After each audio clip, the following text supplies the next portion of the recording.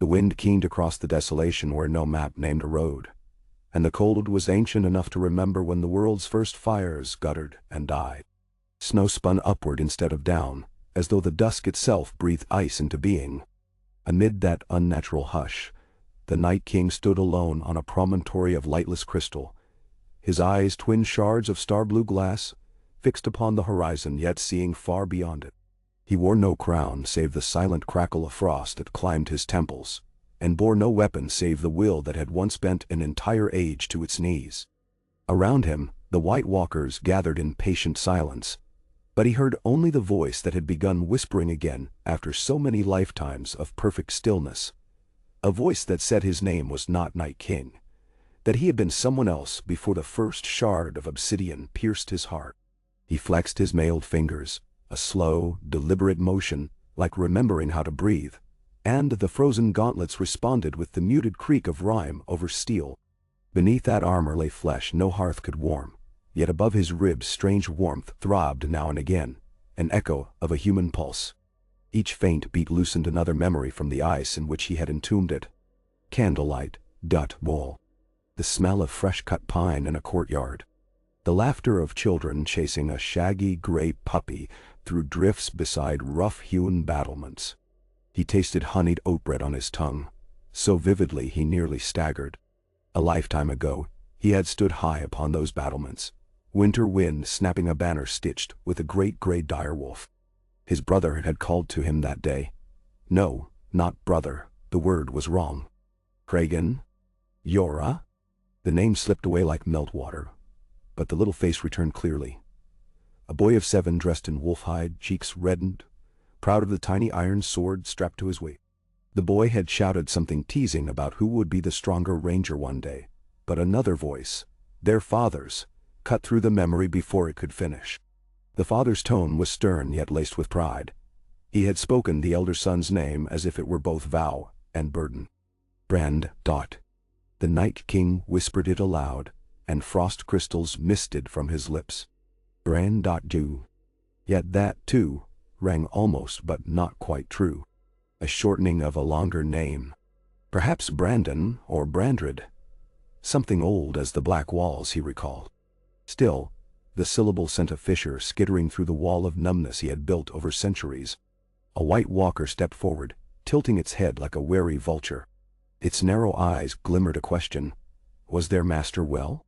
The Night King dismissed the creature with a twitch of his fingers, and it retreated without protest. They would obey whether his mind was shackled to purpose or set adrift on recollection.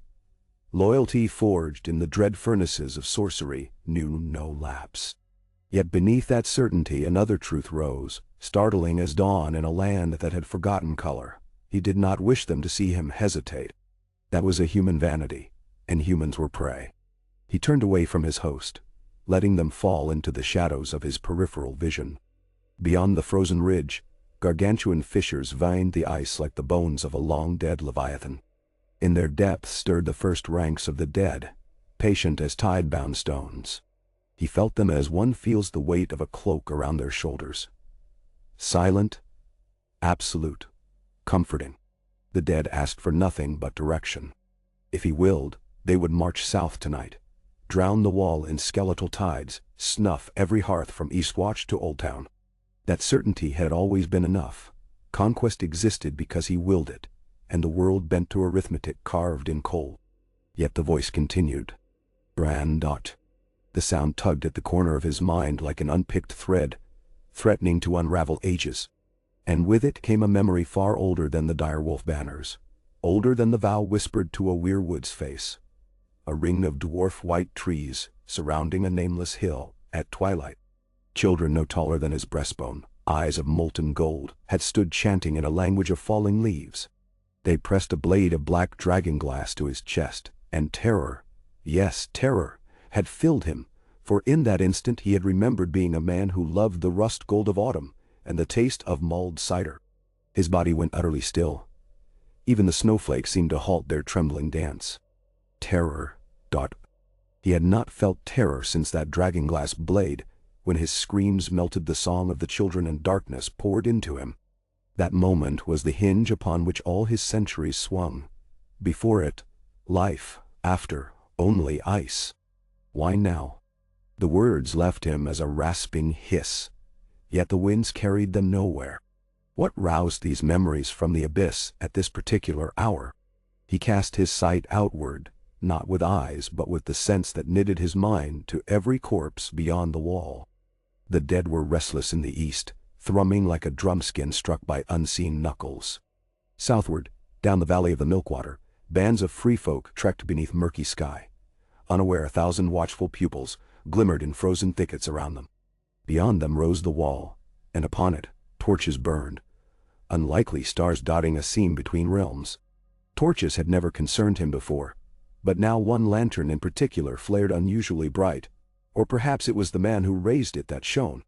A broad-shouldered shape in black wool stood at a parapet, staring north. The Night King felt rather than saw the man's black hair stirring in gale. Something in that mortal's stance, in the ferocious stillness of his vigil, pricked the Night King's senses like a thorn of living flame. Curiosity bloomed, another human sensation he had relegated to oblivion. The lantern-bearer raised his flame higher, as though aware of being observed, and for an instant their gazes brushed across leagues of darkness. The Night King's vision tunneled. The man's eyes were gray as storm-tossed seas, his brows knitted with a resolve weightier than the battlements beneath him. Gray eyes, wind-tousled black hair, a face lean from sleepless duty. Echoes rippled through the Night King's mind, assembling into other faces: the father, the laughing brother, the family whose blood had once run hot in his veins. Stark. The word struck like a hammer on ice, shattering the small silence he had carved to think. Around him, unseen but keenly felt, the walkers stirred. The Night King inhaled, though he had no need of breath, tasting the name on tongues of frost. Stark. That was the thread tying the torches on the wall, the direwolf banner, the child's laugh, and the cadence of a name beginning with Bran. He was Stark, or had been. And the man atop the wall was Stark. Heart's blood of his heart's blood. Such revelations should have mattered as little as last year's snowfall, yet a tremor passed through his limbs, an instability in the magic binding sinew to bone. He twisted his wrist. Icy runes across his gauntlet guttered like candles before a draft. If the foundation of purpose cracked, armies could crumble. He would not allow that. And yet he could no more banish the tide of memory than order the moon to thaw the sea. He turned from the parapet view and began to walk, each step crackling frost beneath armored boots. The walkers parted as he moved, their antlers of ice catching dim twilight. He descended a spiral path carved into the ridge, arriving at a cavernous vault where the cold grew so fierce even he could feel it. Here, the children's sorcery still pulsed faintly. Obsidian daggers lined a stone altar like teeth. Rune-etched roots fossilized in ice wove through ceiling and floor. He approached the altar, eyes on a singular stone, a melt-black shard flecked with gold, longer than his hand. The very blade, perhaps, or its twin, that had pierced his mortal heart. He set gauntleted fingers upon it, the obsidian sighed. Instantly, a vision flooded him. Not memory but prophecy, as if the blade whispered futures skewered upon its edge. He saw Winterfell aflame beneath a roare of green fire. He saw himself striding through the gates, skeletal giants ripping the weirwood from its grove, white ravens dropping burning feathers across the godswood. Yet in the midst of that ruin knelt a dark-haired man in black, sword across knees, head bowed in supplication. The man's voice echoed in the vault as though he stood beside the Night King. "Remember who you are." The Night King snatched his hand back. The blade cracked the stone slab from thirst for more blood. He staggered. Truly staggered, and the walkers hissed, the sounds like sleet against slate. Their spears lifted, ready to pinion anything that threatened their sovereign. But the only threat was within. He spoke aloud, voiced the groan of glaciers. "I am the breaker of seasons, the end of oaths. I am the Night King." Yet the stone cavern rang hollow. Beyond the vault's mouth, a low growl rolled across the waste. No, not a growl, a howl, sinew and sorrow braided in sound. A direwolf's call. But direwolves had not prowled this far north in centuries unless driven by two-legged masters. The Night King rose, perplexity fluttering where once only calm resided. He ascended back into the bleak half-light, gaze sweeping the ridge. At the far fringe of his vision moved a shape, large and pale as moonlit ash, padding along the lip of a chasm. Its head turned toward him, eyes like molten iron flared. Recognition struck with the force of a hammer. A wolf carved in weirwood. No, carved in his blood. Somewhere deep, he knew the beast's name had been whispered by the boy who chased pups through snow. He knew also that this wolf was no dream. The beast halted, raised its muzzle, and howled again, long-drawn, mournful, a lament for a world undone. And though he stood among tens of thousands, the Night King felt singularly addressed. "What are you?" the howl seemed to ask, or perhaps who? Ice cracked beneath his boots as he stepped forward. Around him, the walkers moved to intercept, but he lifted a silent hand, and they froze mid-stride. He descended the slope, slowly, for the land slanted steep and brittle. White shards sprayed in his wake. The direwolf did not flee. It sat, tail curled around haunches as though expecting him. When 50 paces remained between them, he stopped. The wolf's ears twitched. Snow scudded between them like pale ghosts. The beast canted its head, then rose on powerful legs and paced a slow circle, leaving crescent prints. With each circuit, time itself seemed to decelerate. The Night King's mind opened like a frost-lidded eye. Memories poured in, stray, scrambled, but undeniable. The castle's stone was dark gray, veined with quartz. In its great hall, banners of icy blue and charcoal displayed the direwolf rampant. The eldest son had practiced archery there, arrowheads thudding into straw, until dusk. His sister had sung bawdy songs behind his back. His mother had chided them both, pretending disapproval, though her smile betrayed delight. Their faces flickered in and out like torches glimpsed through slats. Brandon Dot. Yes, that was the fuller name. Brandon Stark, heir to Winterfell, elder son of King Theon Stark, called the last wolf of an age before Andals. Theon, who had told him duty was colder than the longest night, but could be borne if one remembered the warmth of family. Relief and anguish mingled in equal measure. To be a Stark meant belonging, but belonging meant loss immeasurable. The direwolf ceased circling and regarded him with patient gravity. Something shifted behind its molten eyes, a consciousness not entirely lupine.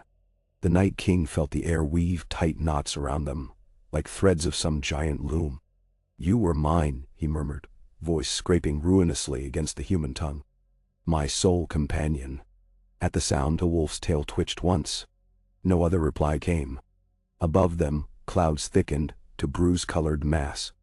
A single snowflake the size of a dove's feather drifted between their faces and melted before it touched either. Sudden warmth coiled in the Night King's chest, painful, urgent. He pressed a hand to his breastplate. Frost steamed beneath his fingers. Beneath armor, flesh reawakened with remembered blood. Could a corpse grow fever? He felt eyes upon him. Thousands of eyes. His army stood silent along the ridge, confused by his retreat, by his communion with warm-blooded beasts. The walkers hissed again, but uncertainty soured their cadence. A sovereign who faltered invited doubt, and doubt was contagion. He turned from the wolf and lifted both arms. A wave of mental command radiated from him like the roar of an avalanche. Instantly, the walkers quieted. The dead stilled. Yet what a crumb to offer his unrest. Ruling them had never required thought, only command. He faced the direwolf once more, but it was gone. Paw prints led away into white gloom, vanishing over a rise.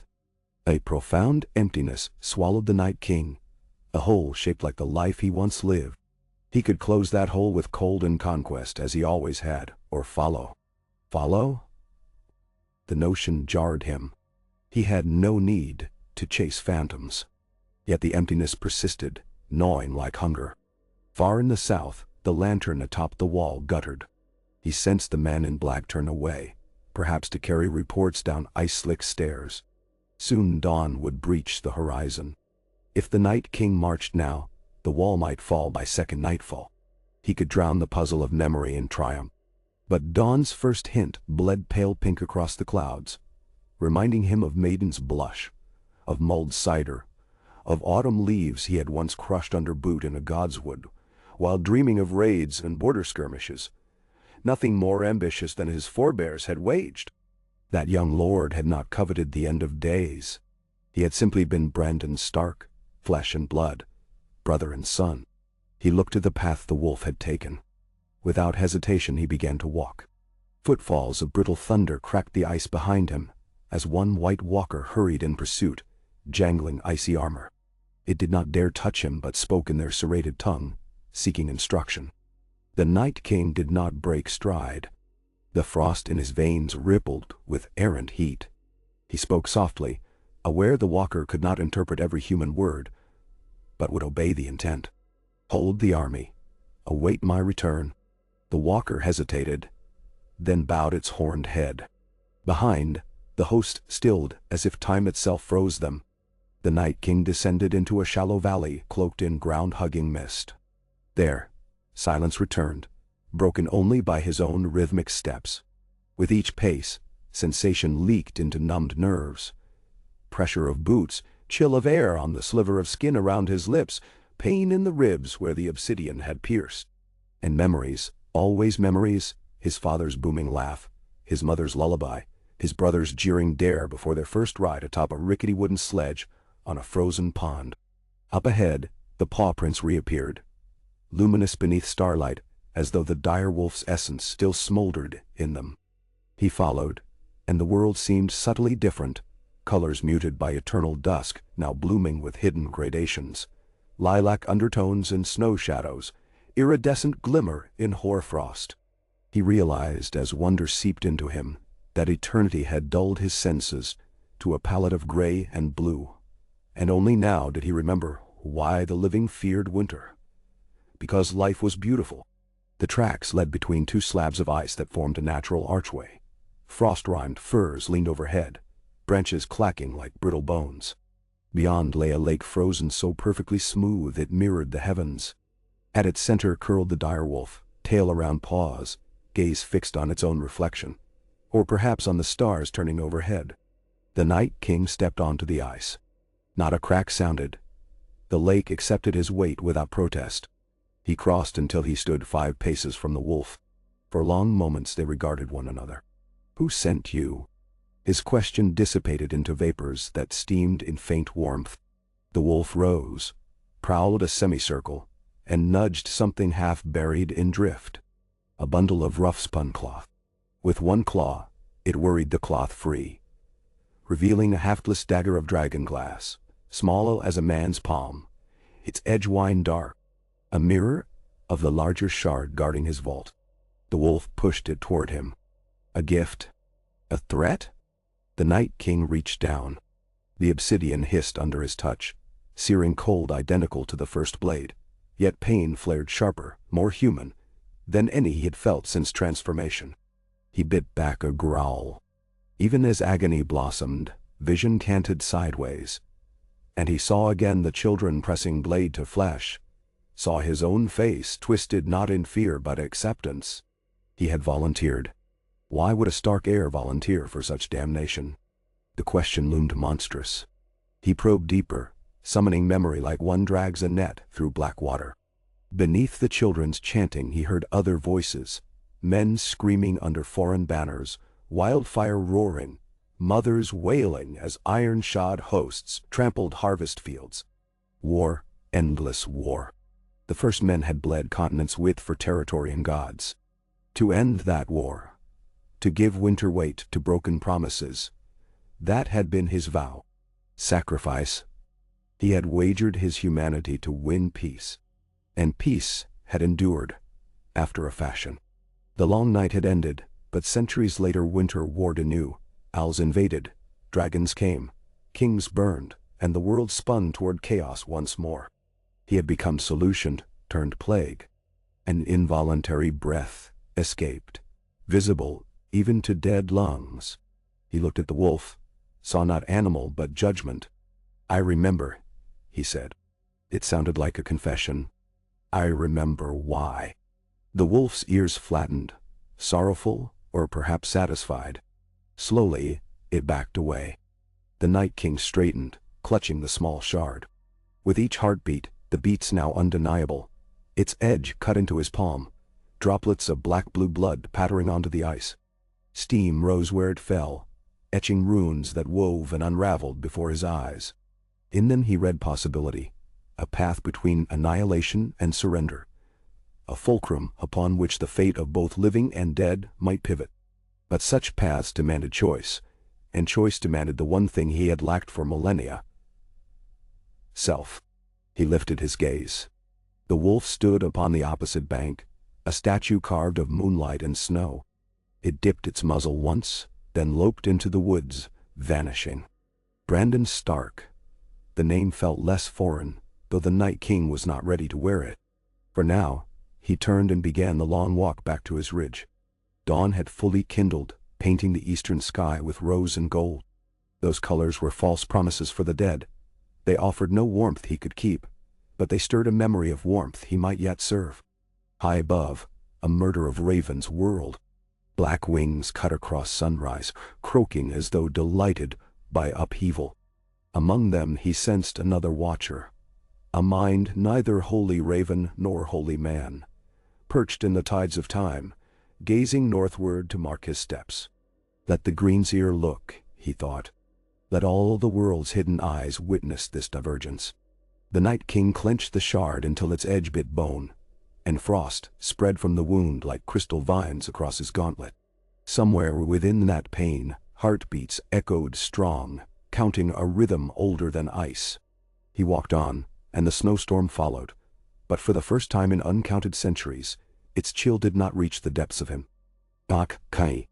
The Night King climbed through darkness that smelled of iron and spruce pitch, his footsteps muffled by hoarfrost that filmed every rock. The dragonglass sliver lay against his palm, fused now to a gauntlet of living rime, yet the wound beneath throbbed warm. When the vault's glow broadened into the open shelf of the ridge, he paused, a lone shape mottled by moon-pale coruscations. His army waited exactly where he had left it, an amphitheater of stillness. White walkers ranked like cold statues on the crest, the dead in layered terraces below, their eyes a field of icy sparks. One walker, a commander whose breastplate bristled with ribs of frozen horn, stepped forward and knelt. No words, only the bow of head, and the expectation nested behind it. The Night King raised one hand in acknowledgement, but though the walker instantly retreated, the air quivered with nascent doubt. They had never seen him withdraw from purpose or vanish into mist for an hour. They had never seen him clutch a blade that cut him open, instead of cutting the world. He surveyed them in silence. Once their presence had steadied him like a lighthouse of certainty. Now he felt their obedience as a weight, each silent face a tally for the choices that had forged them. At length he gestured, a small turn of the wrist. The walkers moved, slow yet fluid, arranging the army into half-moon bivouac. Thousands of corpses knelt, heads bowed, weapons grounded. Snow whispered over armor and rotted leather, filling hollows between ribs with fine dust. It looked almost like burial. The Night King turned away and strode to a spur of wind-scoured stone overlooking the Frostfang valleys. He let the wind drag his cloak into a black pennant and closed his eyes. Beneath lids rimed with frost, he found the whispering network of death that tied him to every corpse, a great subterranean mycelium of silence. If he wished, he could pluck threads and make entire phalanxes rise or shatter castles over mountains. Yet there were other threads now, finer, fragile, pulsing warm, memories not quite stitched in place. He walked among them cautiously, touching none. One memory flickered brighter. A girl of perhaps 12 winters, hair the color of smoked wheat, cheeks dimpled as she laughed at his clumsy step in a dance. She curtsied in a hall lit by pine-pitched torches, and he bowed too deeply, banging his knee on the flagstone. She had winced, then giggled more. An older woman, his uncle's wife, had nodded approvingly. Brandon had felt heat fill his ears. That heat returned now, mingling with the ache in his pierced palm, and for a moment he imagined snow melting on his brow. The sky cracked. Distant thunder on a cloudless night. The Night King's eyes snapped open. That sound was real. A shelf of ice shearing somewhere east along the shivering sea. But the dead stirred at it. Ripples of alarm he felt in their spine roots. He raised both hands, palms splayed. Quiet returned. He realized the hand that held the shard was trembling. Slowly, he opened his fingers. The sliver clung by a strand of frozen blood before dropping into powdery snow at his feet. It lay there, dark and hungry, drinking starlight. He did not pick it up. Instead, he lifted his gaze south. The wall glimmered 5 leagues distant, a pale wound against sky, ribboned with lantern fire. The man with gray eyes was gone for the moment, but others patrolled. Silhouettes huddled against knives of wind. He felt their hearts beat. Small drumming in vast void. In those pulses he read fear, boredom, duty, living things that once had rattled inside his ribs. A notion as ridiculous as springtime entered his thoughts. Walk to the wall alone, speak to the brothers, bargain. But words died in his throat before they could shape. The living spoke with tongues, he now with cold. Still, the spark lingered.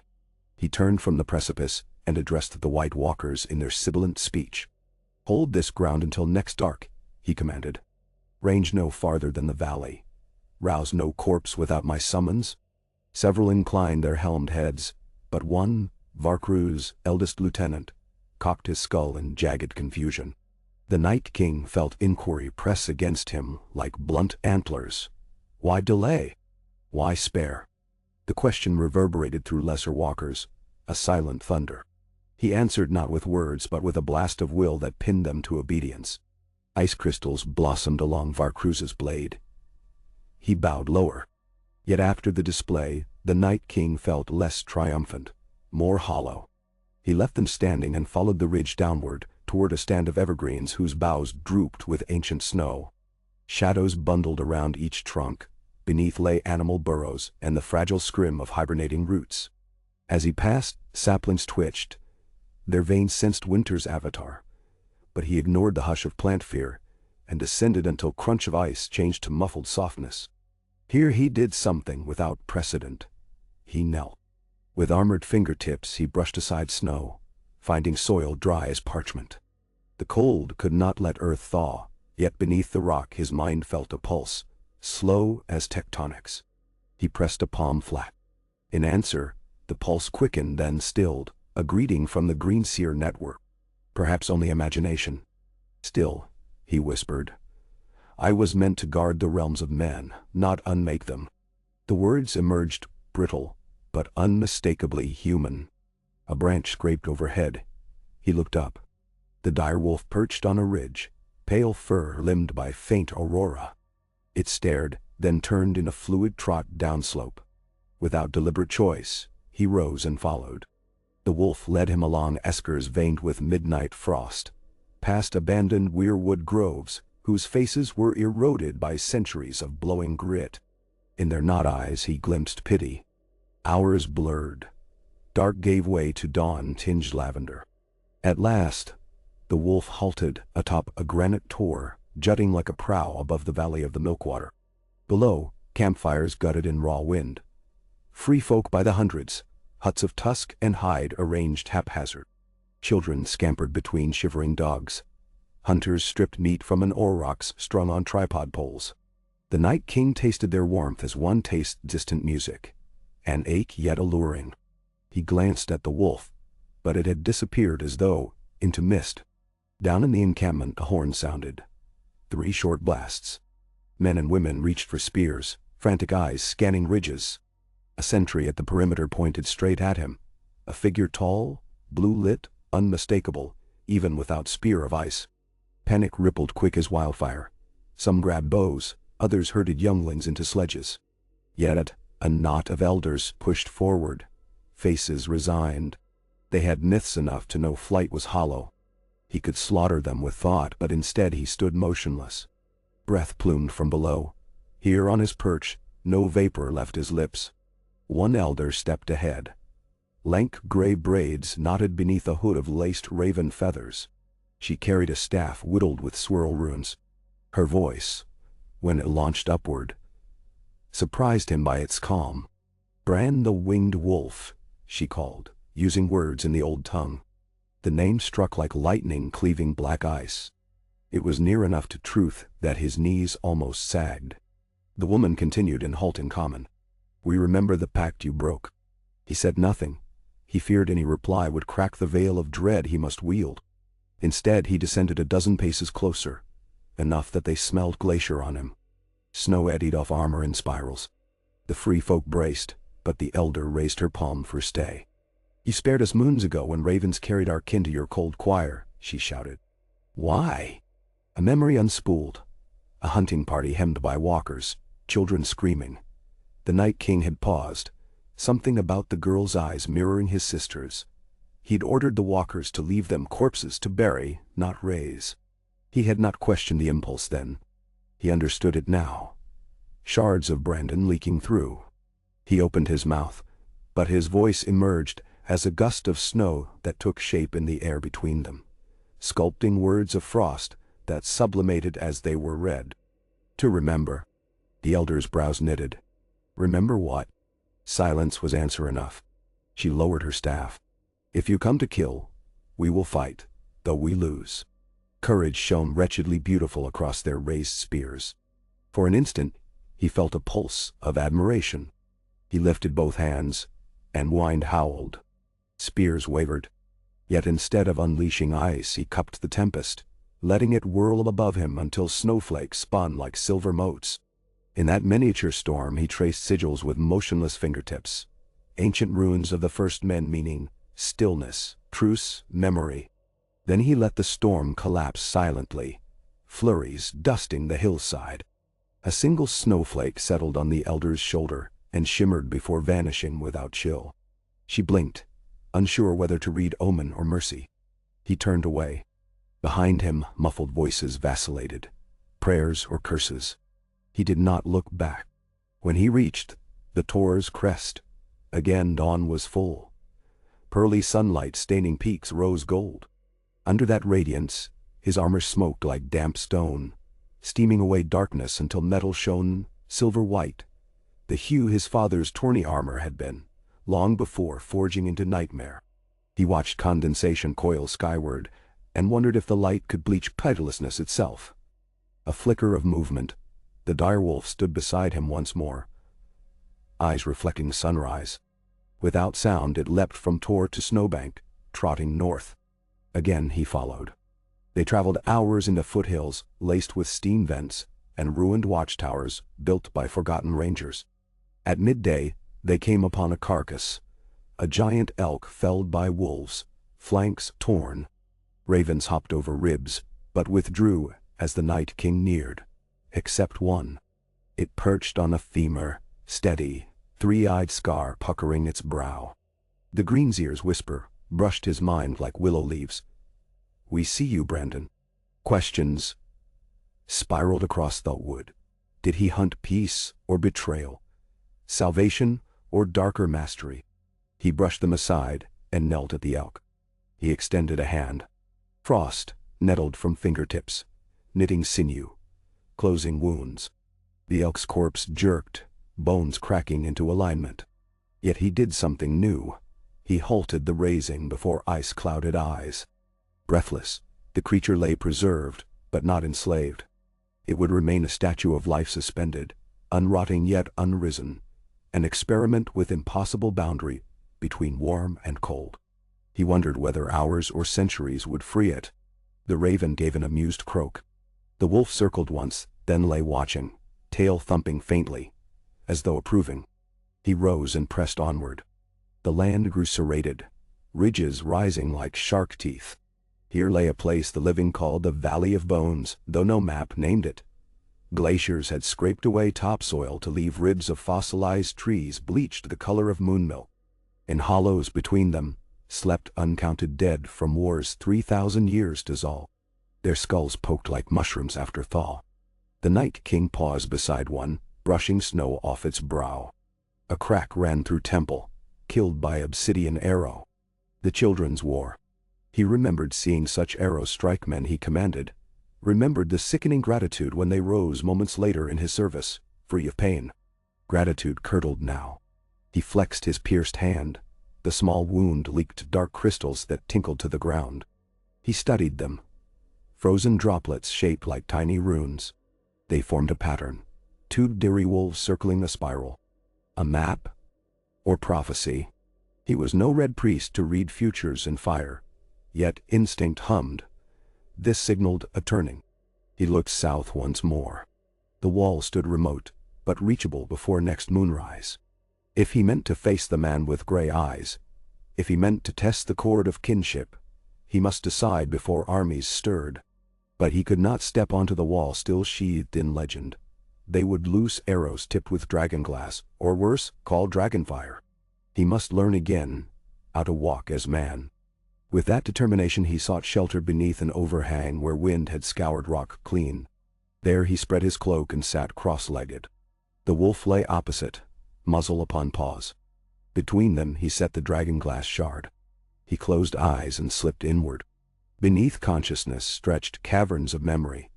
But he bypassed bright chambers of family and aimed deeper toward the night of transformation. He found himself again on that hill of weirwood trunks, moonlight silvering the children's green skin. Their leader, a girl-woman with bark-textured cheeks, approached carrying the blade. Brandon knelt willingly, but fear shook him. He slowed the memory, prizing apart each breath. Voices of other children chanted, words falling like acorns. But a counterchant hid beneath, the forest itself murmuring protest. When the blade touched his heart he glimpsed branches overhead coughing snow, as though the weirwoods themselves wept sap. Then, flash, he saw something new. After the blade rooted in flesh, a swirl of blue radiance blossomed from his chest, rising like aurora. Within that glow, the child's face twisted in shock. Perhaps she had intended a weapon devoid of will, yet his spirit clung. He screamed not in agony but warning, "Do not lose me." For a single heartbeat, he and she were fused, human warlord and child sorceress sharing mind. He tasted her sorrow. She tasted his iron certainty that sacrifice was worth eternity. Then the bond snapped, and he fell into ice. The memory sped onward. Marches of dead, forging of spear. First assault on arm of Dorn turned back by dragons of Valyria. But he withdrew, heart pounding in the vault of his chest. For the first time since death he gasped air, shocked by lungs reflex. The wolf rose, ears pricked. "Celia," he whispered. The name of the child. It hung brittle, a snowflake refusing to melt. He understood now. She had not been captor alone, but companion of necessity. They had conspired to forge a terror that would halt men's wars through fear. Yet terror had outlived its cause, seeping south again like black water. He stood, unsteady. Around them, wind stilled. He extended a hand toward the shard. This time he lifted it easily, closing fist without pain. Ice vined up arm then eased. Perhaps acceptance tempered agony. Night was falling. Far down slope torches flitted. Free folk relocating, wary of unknown intention. He must decide. He reached to the wolf, resting palm upon its head. The fur felt neither warm nor cold, merely alive. "Guide me," he said. The beast licked chilled gauntlet, tasting old blood. Together they climbed the valley rim and set course southeast, moving parallel to the milkwater. The wolf looked ahead, a wraith between trees. Wherever they passed, animals did not bolt. They watched, nostrils flaring confused. Predator and played, yet shadowed by flicker of man. By midnight, they neared a ruin where once a tower of the first men kept lookout. Stone blocks sprawled like toppled dice. In its belly burned a campfire. 3 figures sat around flame. 2 men, 1 woman, black cloaks dusted white. Crows. Brothers of the night's watch. Horses huddled under lintel fragments. A 4th watcher shivered on perimeter, clutching crossbow. The wolf melted into dark. The Night King remained concealed among spindled trees, studying men who represented duty he once thought noble. Their laughter was tired, forced to cover dread. One man, broad shoulders, hair shot with frost, cheeks chapped, poked fire with dagger. "Wish I had mulled wine," he muttered. "You wish for Queen's bed too, Hob," the woman teased, blowing into cupped hands. Hob snorted. "That queen tossed me over battlement. Give me wine and quiet, Dawn."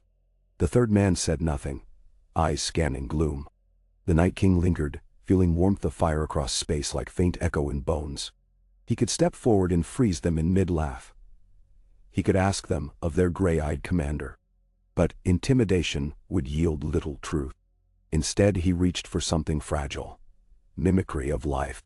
He pictured lungs drawing air, vocal cords humming, skin tingling with blood.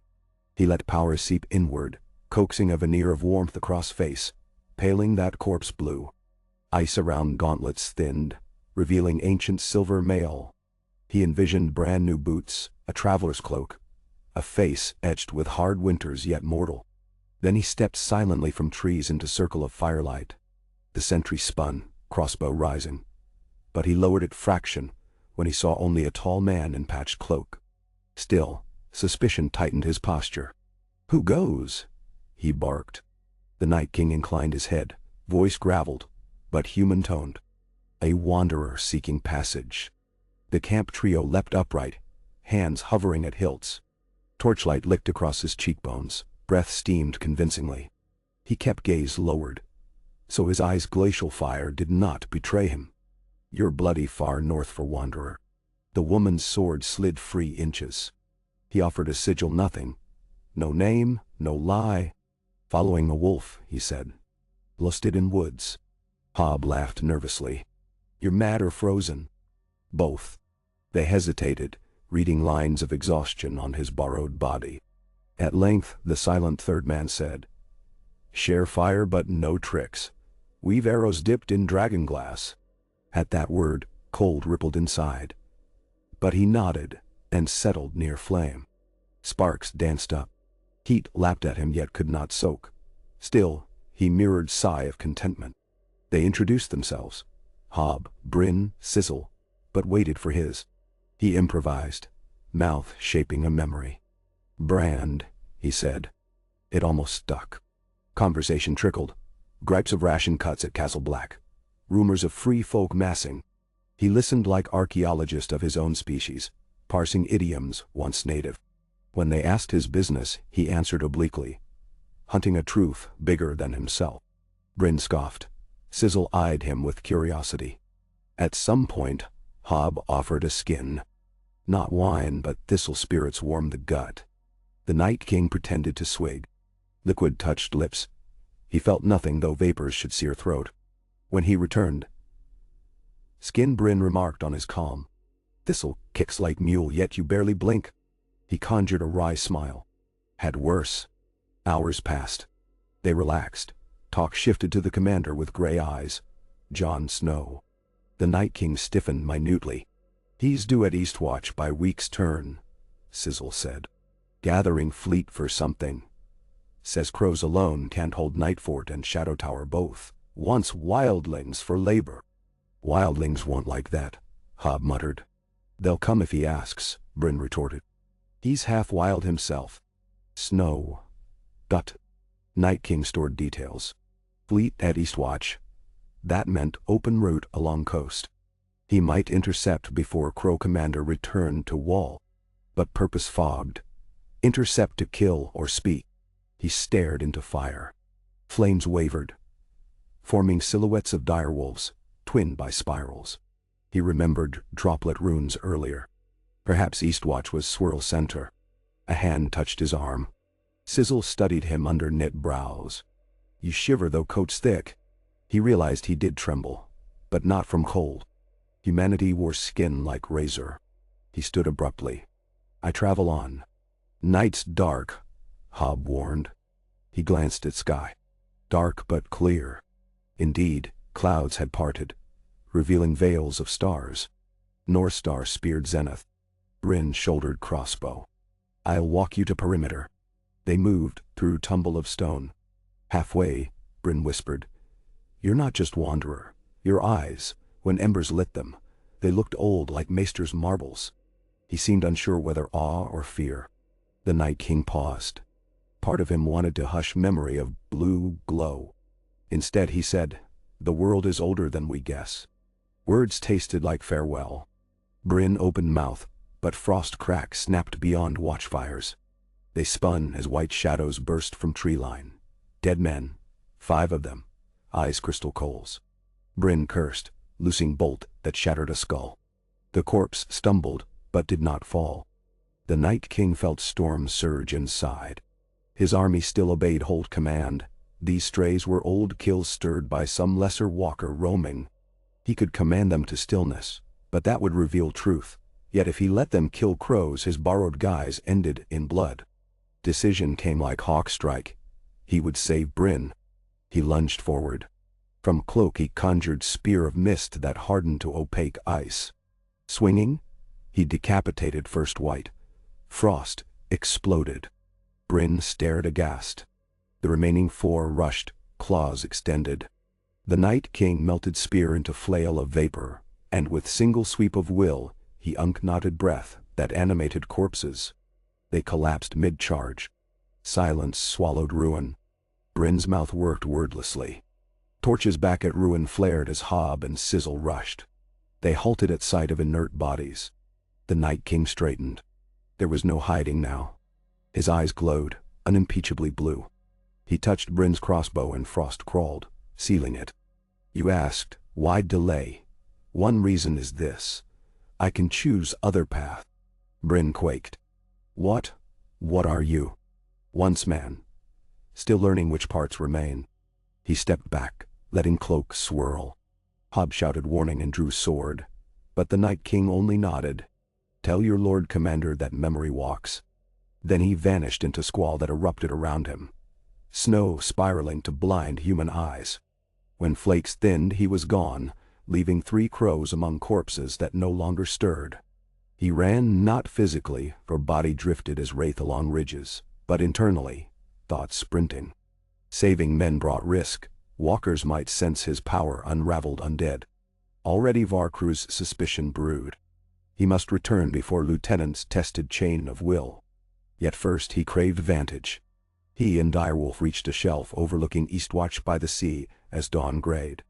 From cliff he saw harbor choked with ice floes, black keep hugging walls terminus, ships huddled under breakwater. On parapet of dock tower paced Jon Snow, gray cloak whipping. Beside him, a woman with fiery hair argued, gestures sharp. Perhaps Lady of Wintertown who allied free folk. Snow rubbed brow, tired. The Night King drank the scene. Brother of Night's Watch, bastard yet king in North Hearts, mirror of younger self perhaps. Fate had drawn lines mountain-wide to bring them. Could man and monster weave truce? The shard at his belt vibrated warm. Yet behind him the horizon bruised electric, a crack like distant glacier. His mind's map of dead flickered, Varkru's moving host despite orders. The lieutenant marched 2,000 whites across White Knife Plain toward the wall's central span. Rebellion? Tar. With a snarl he spun. The wolf barked. Understanding. He must reclaim dominion, or all attempts at peace drown in chaos. He cut through frozen light, vaulting escarpments, each stride carrying leagues as frost magic coursed. Soon he saw the rebellious host, a serpent of death weaving between ancient barrow hills. At its head rode Varkru's, astride, skeletal moose, spear lifted. Walkers flanked, armor flashing star shards. He landed on ridge before them, cloak billowing. The army halted, confusion rippling. Varkru's clicked tongue, moose clattered. He hissed words. Strength must not hesitate. Season of conquest now. The Night King raised the shard. I command hold. He intoned in language of crackling frost. You break will, Varkru's replied. Sovereign falters. We deliver doom. Tension carved canyon and air. Walkers bristled. Thousands of whites groaned, uncertain.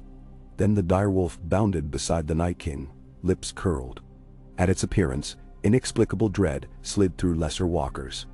Beasts older than children's magic remembered direwolves predate long night.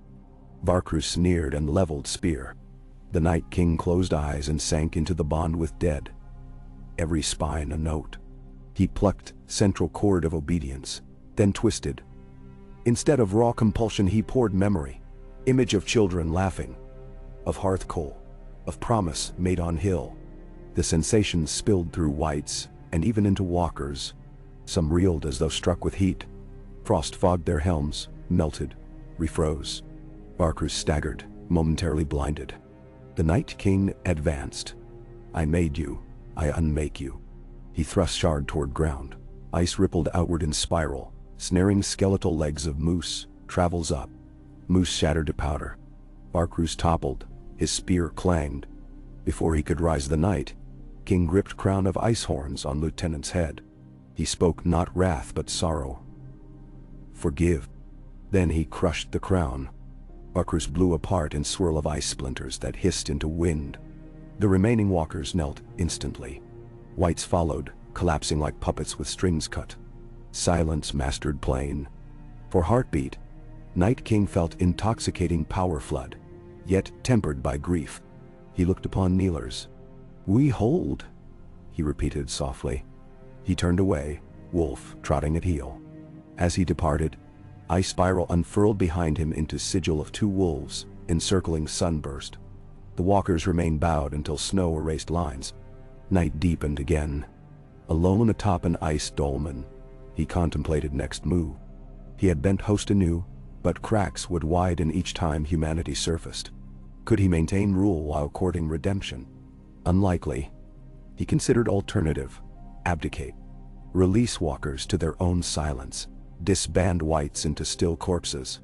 But without his binding, many might roam rogue. A plague of mindless death. They required shepherding or destruction. Destruction. Could he end them? He sensed vortex of necromancy in his core. Perhaps if he willed reversal, pulled magic inward, he could extinguish Legion, maybe himself. Yet would that spare land or unleash tempest worse? Unknown. Dawn's first ember winked. He made choice. Seek counsel before cataclysm. Only one living man might understand weight. Jon Snow. He would go to Eastwatch unmasked. The direwolf whined approval. Together, they departed. He approached Seaward Gate at twilight 2 days later, disguised once more in frayed traveler cloak, but eyes unhidden. Guards shouted alarm, crossbows leveled. He halted within bolt's reach and raised empty hands. I come for the Lord Commander, he said in voice that rolled like breakers under ice. One archer loosed.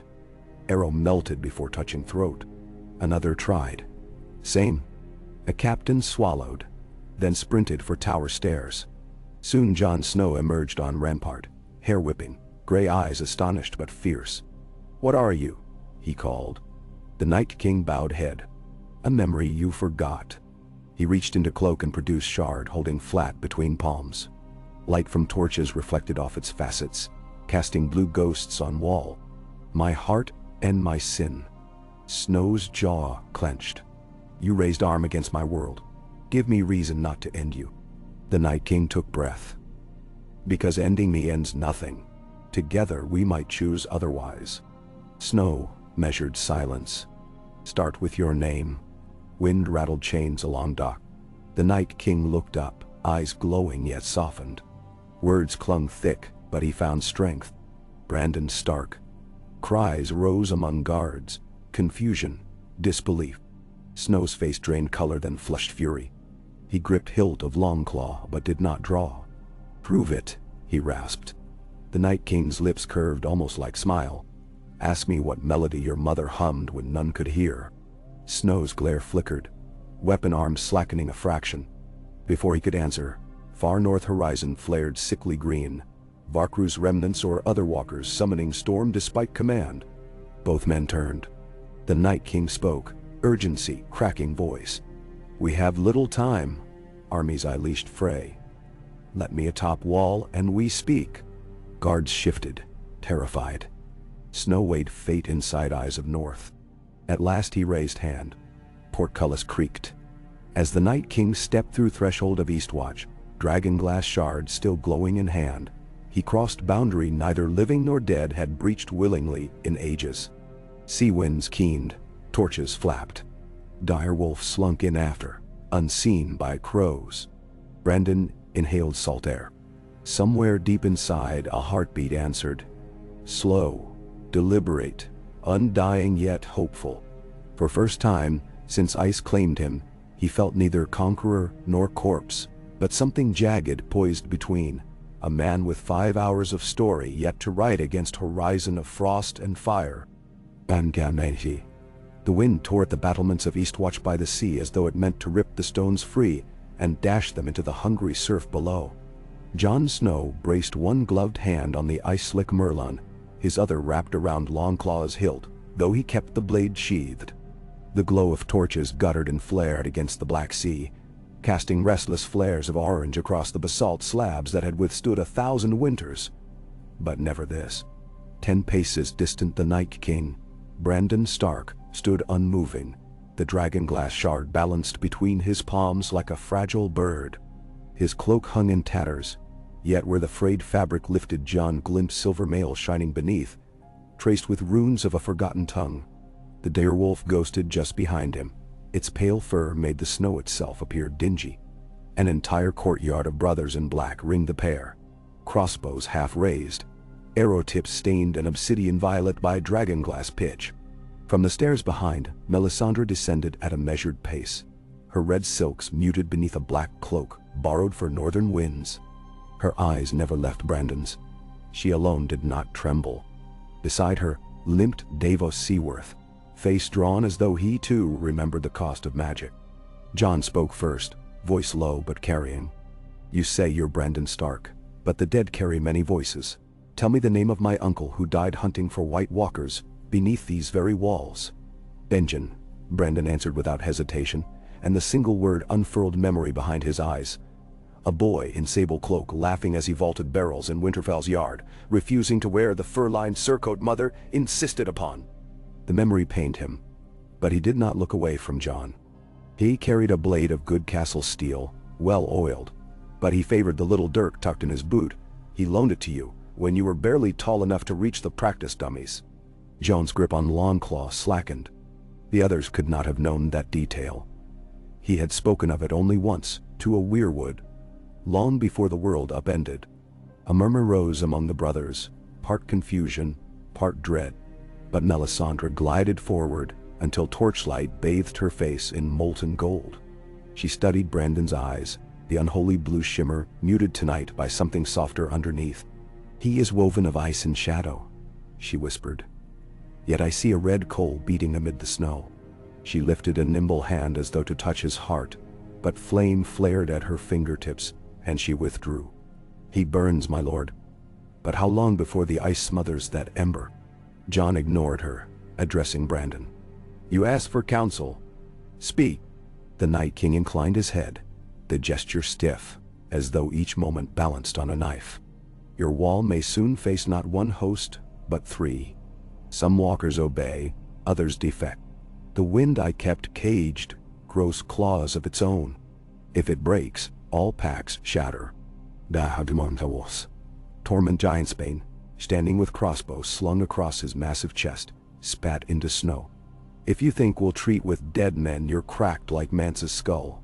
We've enough steel and dragonfire to roast you all. Brandon's expression remained unreadable, yet the direwolf's ears twitched as though reflecting an inner flinch.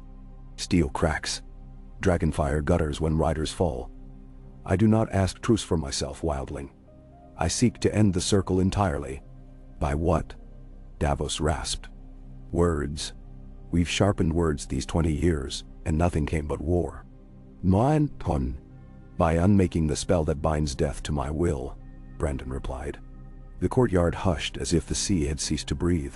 It anchors north of here, deeper than soil, older than language. If the anchor roots are shattered, no walker can raise another corpse, no corpse can rise. The dead will sleep, and I do not know what I will become. But the long night will thaw? Jon searched his face for deceit, and found only a terrible resolve. Where?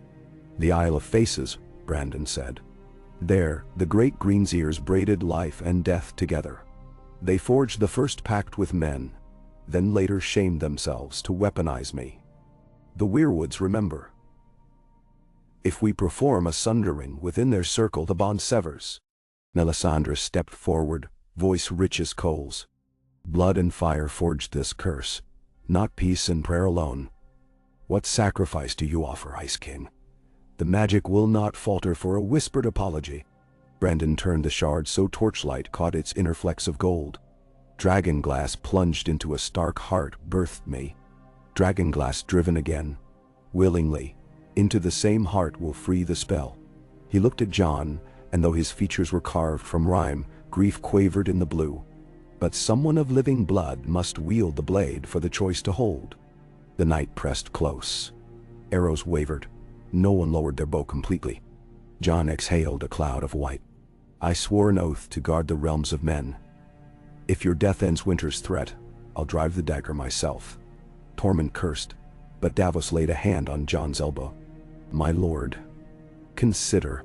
Yet Jon had faced death before, and found bargains swift. He nodded once to Brandon. But we need proof. You claim other walkers rebel. Then aid us tonight. The Shadow Tower sent ravens. Whites gather on the ice lakes 2 miles north. March with us. Show the brothers you command more than illusions. He sheathed Longclaw. At dawn, we ride. Brandon accepted with a single incline of head. He flexed fingers around the shard. Its edge bit into palm, and a drop of black-blue blood fell, hissing where it struck the ice parapet. 2 hours before first light, a column of men and free folk advanced along the wind-blasted road that hugged the wall's northern face, their footfalls muffled by drifting powder. Ghosts padded at Jon's side, hackles flickering. Above them, Brandon glided rather than trudged, his silver mail shimmering faintly beneath the battered cloak. The brothers had given him no weapon. How could they? Yet Tormund observed the frost that laced Brandon's gauntlets, the unearthly fluidity with which he negotiated the snow. The giant wildling muttered to Jon under his breath. If he whisper turns on us, I'll shove this torch where even dead men feel. The company crested a rise where the ice lake stretched below like panes of broken glass. Torches dotted the far shore. Rogue walkers shepherding a mass of corpses in archaic leather and chain. Some clutched rust-flecked axes, others scavenged pikes taller than themselves. Their eyes glowed steady azure. Jon raised a hand. Archers knocked dragon-glass heads. Across the ice a shriek carried. The leading walker thrust its spear into the air, and the horde surged forward. Brandon stepped past the line of brothers till he stood alone. Frost gusted from his shoulders in an unseen gale. He lifted his arms. The horde slowed as though slammed by invisible current. Several wights stumbled, limbs jangling like puppets whose strings had tangled. But the rebel walker stabbed its spear into the ice, and a line of raw blue power cracked outward toward Brandon's boots, splitting lake plate like lightning along glass. Water erupted in steam so cold it smoked. Half a dozen wights slid into the fissure, flailing. Brandon clenched his fists. Ice spires burst up around the rebel walker, encasing ankles, knees, hips, until the creature's torso twisted, struggling. Its companions brayed in distorted surprise. Brandon unfurled his right hand, and the dragonglass shard he had carried streaked outward, no longer black but shimmering a rose-gold hue that bled warmth. It pierced the rebel walker's chest. There was no scream. The being shattered into a fine snow that the wind whisked away. The remaining walkers reeled. Without their leader, confusion rippled through them and into the wights. Brandon spoke a single syllable that scraped like glaciers grinding. Rest. Corpses collapsed by the dozen. Walkers clutched their frosted helms as though stabbed by sound too high for mortal range. Some fled, their spears flicking arcs of azure behind them as they fled into darkness. Jon signaled the advance. Men spread across the fractured ice, slitting throats of any twitching wight and tossing bodies into the wider fissures. The lake swallowed them with muffled splashes. When they regrouped atop the bank, Ghost's muzzle dripped blackened slime, but his eyes were clear. No man spoke for a long time. At last, Tormund slapped the Night King's armored shoulder. a brazen act that left frostbite across the wildling's glove. He jerked away with a yelp, but his grin rang more genuine than any cheers. "Looks like you fight fair enough, Snow Ghost." Brandon frowned, puzzled at the jest, until Jon chuckled, laughter thin with exhaustion yet bright. In that moment, a bridge formed, intangible yet solid as granite. They returned to Eastwatch beneath a sky streaking lilac, as dawn burned frost into diamond motes. Before the great gate, Melisandre waited. She had not joined the sortie. Instead, she stood vigil by a brazier whose heart pulsed red. As Brandon and Jon dismounted, she murmured in Valyrian, then English. "The Lord of Light weeps to see ice and flesh break covenant, yet he smiles upon chosen sacrifice. For sacrifice rends darkness." Brandon's gaze drifted over the flame. "If your Lord suffices to banish winter, why did he leave me free these thousands of years?" The priestess's lips trembled. "Flame is sight, not chain. It foretells paths. Men must walk them." He nodded as though content with the riddle. "Then see what pathfires show when we sunder the root." Davos ushered Jon aside. "Lord, even if he means truth, the Isle of Faces lies half a kingdom away. We've whites, rebellious walkers, and one shattered realm to cross." Jon unscrubbed a frost-crusted hand across his beard. "Then we leave before day's end. I'll ride Ghost. The wildlings will open forest trails. We send ravens to Winterfell, White Harbor, Riverrun, any house that can answer. If Brandon's wrong, we die trying. If he's right, there's no fortress worthy unless we act now." Madame Therese. Davos sighed, tired, loyal. "I'll ready provisions and pray our new friend doesn't freeze the horses mid-stride." The ragged column that rode from Eastwatch by second dusk numbered fewer than 100. A knot of Night's Watch brothers, 30 free folk spearwives, 10 Karstark outriders sent south with Jon's sister's blessing, a pair of red priests, and the direwolf whose silent tread left no print. At their heart, Brandon walked rather than rode. No beast accepted his saddle longer than a mile. He moved faster on foot anyway, gliding as if the ground betrayed paths only he could see. Ghost flanked him more often than Jon. Occasionally their shoulders brushed like siblings reunited. Southwest, they traveled along the Gifts, frozen pasture, crossing the last river at a ford kept clear by torch brigades. Word had flown ahead. Peasants lining the banks dipped heads in fear and hope when the Night King passed, but none raised a pitchfork. In the dead of night, at Queen's Crown, Sansa met them with a small escort of men-at-arms. She greeted Brandon politely, though her eyes shone with unspoken recognition. Visions Bran Stark had poured into her dreams years before. She pressed a fur-lined satchel into his hands. Within, a bundle of winter roses still fragrant, though touched now with ice. He accepted, saying only, "For the trees," and shouldered on. Beyond the neck, the company ferried canoes through black tangled bogs. Reed spearmen guided them by torchlight across waters that steamed under the Night King's presence. Where his fingertips brushed the current, lilies blossomed in crystal, petals preserved beneath ice. At Greywater Watch, Howland Reed greeted him atop a rampart woven from willow branches. The older man bowed low, as though to an ancient king returned from the barrow. Brandon surprised himself by placing a frost-rough palm upon the Crownlord's shoulder. Warmth leaked through despite the chill, and they each felt it, a silent bargain. The Seven-Stream Causeway proved hardest. Rebel walkers, led by 2 lieutenants named Rakal and Othen, ambushed with an army of drowned corpses dredged from sunken King's Road wagons. Rain fell freezing, stinging eyes.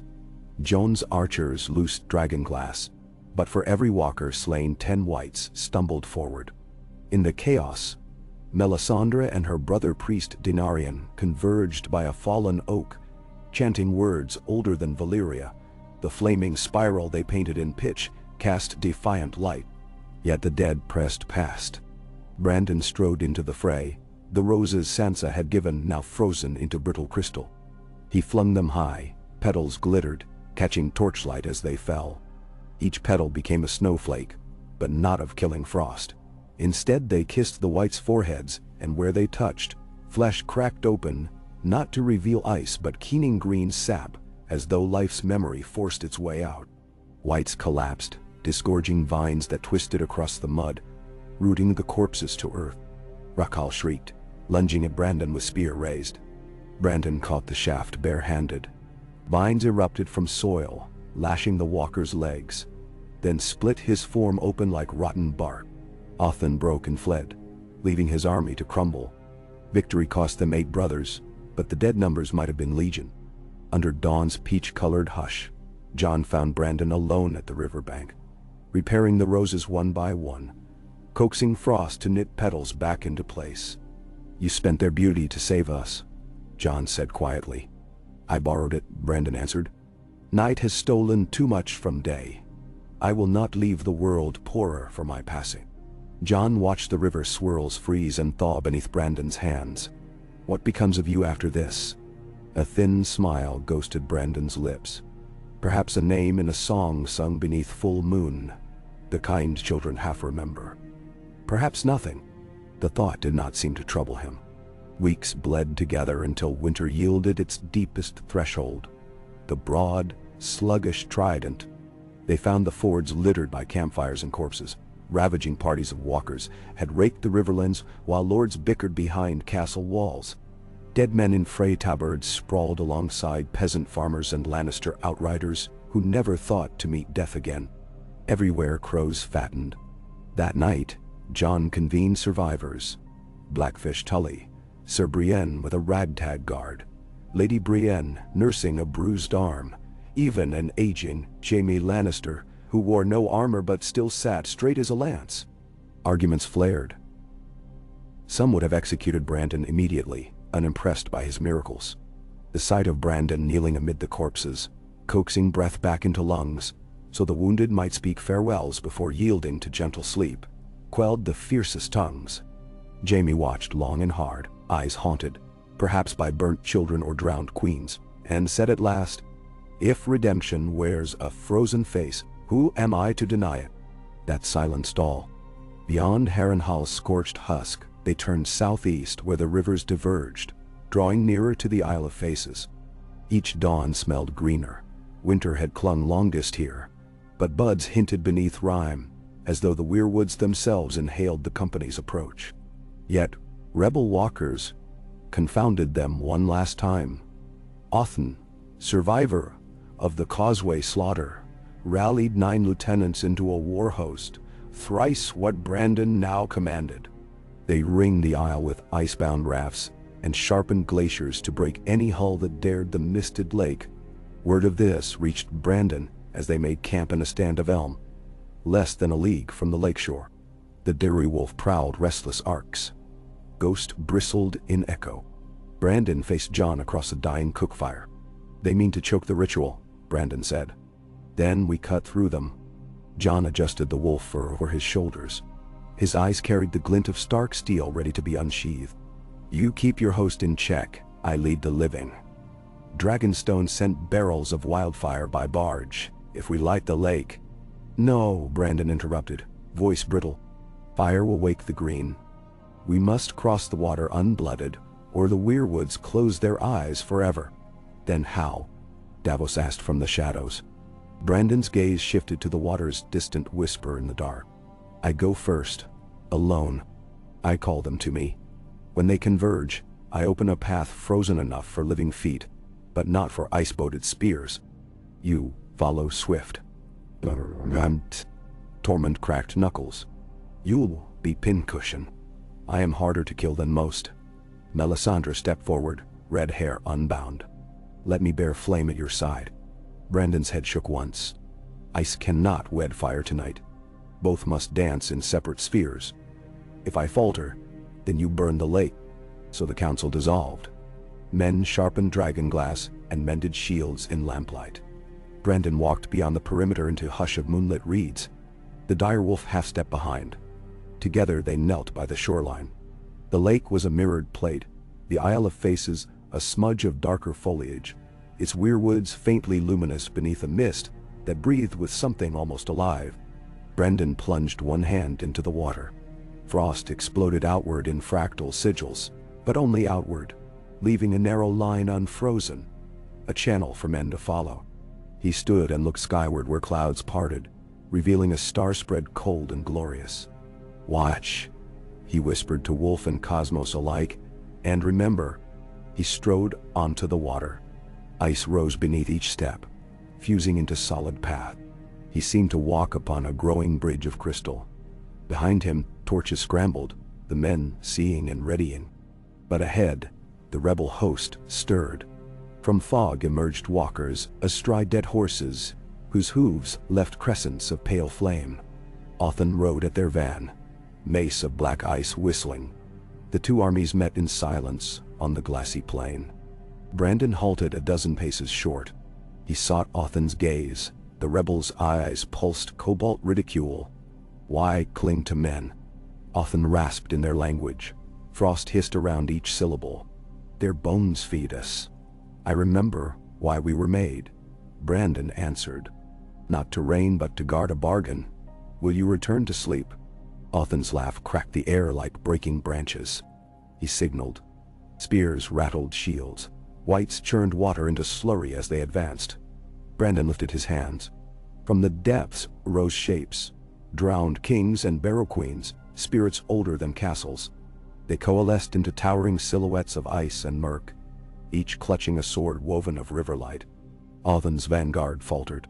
The phantom barrows crashed into the rebel ranks, neither flesh nor frost, but something between, shredding ice with luminous blades. Where they struck walkers, armor melted. Where they struck whites, corpses dissolved to river silt. Yet numbers pressed on. The living on shore waited, horror-struck. Only Jon spurred Ghost onto the new minted path. His 100 followed in ragged wedge. Melisandre chanted. Torches flared, but she kept flame-leshed. Brandon traded blows with Othen atop the ice. Spear to mace, frost shards founaining. Each strike thundered through lake bones. Othen hooked the mace, ripping mail. Shards peppered Brandon's pale cheek, but he seemed unmindful. He thrust the spear of condensed river vapor through Othen's pauldron, yet the rebel howled and battered him back. The living wedge crashed into flank of rebel whites. Dragonglass punched through leather with wet snaps. Wildling spearwives yelled war chants. Tully archers knelt amid puddles, loosing broadheads. Jaime Lannister rode with borrowed shield, eyes alight like a young man for one last carmine hour. The water around them boiled in unnatural chill. Wind cut throats raw. In the maelstrom, Jon saw Brandon stagger as Othen smashed shoulder with mace butt, sending him skidding across ice. The rebel raised weapon for killing Arkdato. Jon vaulted from Ghost's back, long claw flashing. He met Othen's mace mid-swing. Valyrian steel screamed against black ice, sparks hissing. Othen snarled but recoiled, unnatural senses recognizing the blade that ended his kind. He lunged again. Jon parried, sidestepped, hammered pommel against the walker's temple. Cracks spiderwebbed luminous lines across Othen's skull. Jon swung full force. The cut sheared head from shoulders in one clean crescent. Othen's body burst into a snowstorm that swirled away on the gale. Across the frozen expanse, rebel ranks faltered as leader fell. Brandon rose, bloodless yet bruised beneath frost. He raised arms and spoke a word that split the air like church bells through fog. Every remaining walker shuddered. Their helms fissured. Some knelt in surrender, others collapsed, their death blows echoing across the lake like shards of glass dropped in a cathedral. Whites sank into stillness, some shattering on impact with ice, others simply wilting as though strings severed. Silence, or the nearest thing a battlefield knows, spread. Men panted clouds. Torches guttered, and the only sound was water lapping against the newborn causeway. Jon looked to Brandon. "It's done." "Not yet."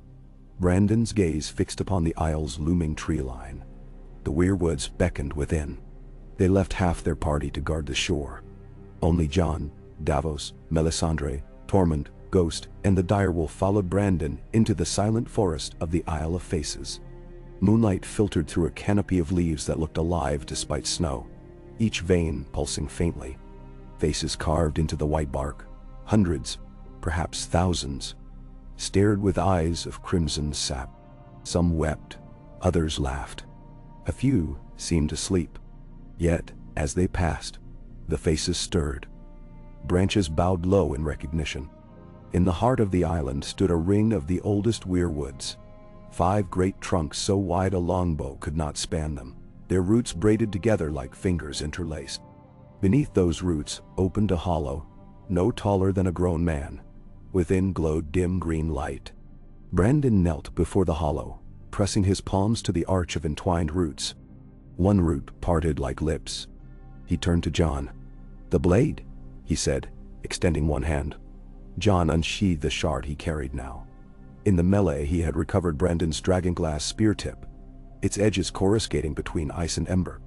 He placed it across Brandon's palm. Frost did not bite the steel-clad fingers. Rather, the blade glowed brighter where it touched. Brandon rose. "Only those of living blood may witness. Melisandre, you will stand outside. Davos, guard her flame. Tormund, keep the wolves from interfering. Jon, you come." "Me." Tormund grunted but obeyed, leaning against a root bigger than a cottage wall. Ghost circled, uneasy. Jon followed Brandon into the hollow. The air beyond the threshold felt dense with memory. Each breath tasted like every winter and every spring at once. At the center stood a still pool, its surface glowing green. The roots formed a dome overhead, leaving a single shaft where moonlight descended pure. Brandon removed gauntlet and tore the rent mail from shoulder, revealing pale flesh marbled with frost veins. He touched his breastbone. Here the children's dagger entered. He placed Jon's hand over the spot. "Strike when the tree sings." "I don't know that song," Jon whispered. "You will." He closed eyes. The cavern hushed. Jon felt his pulse pound in ears. Long Claw rested at his hip. In his right hand, the shard burned. Moments passed. Perhaps heartbeats, perhaps an age. Then, the weirwood roots vibrated. A distant harmony rose, notes unlike any instrument. Wind through stone. Sap rising. Infant's first cry. Wolves mourning the moon. It swelled, sorrow and wonder entwined. Jon's eyes prickled with tears. The pool's glow brightened, reflecting Brandon's face. Half Night King, half Northern Lord. Frost, fissures across his cheek thawed. Beneath cracked ice lay scars from boyhood.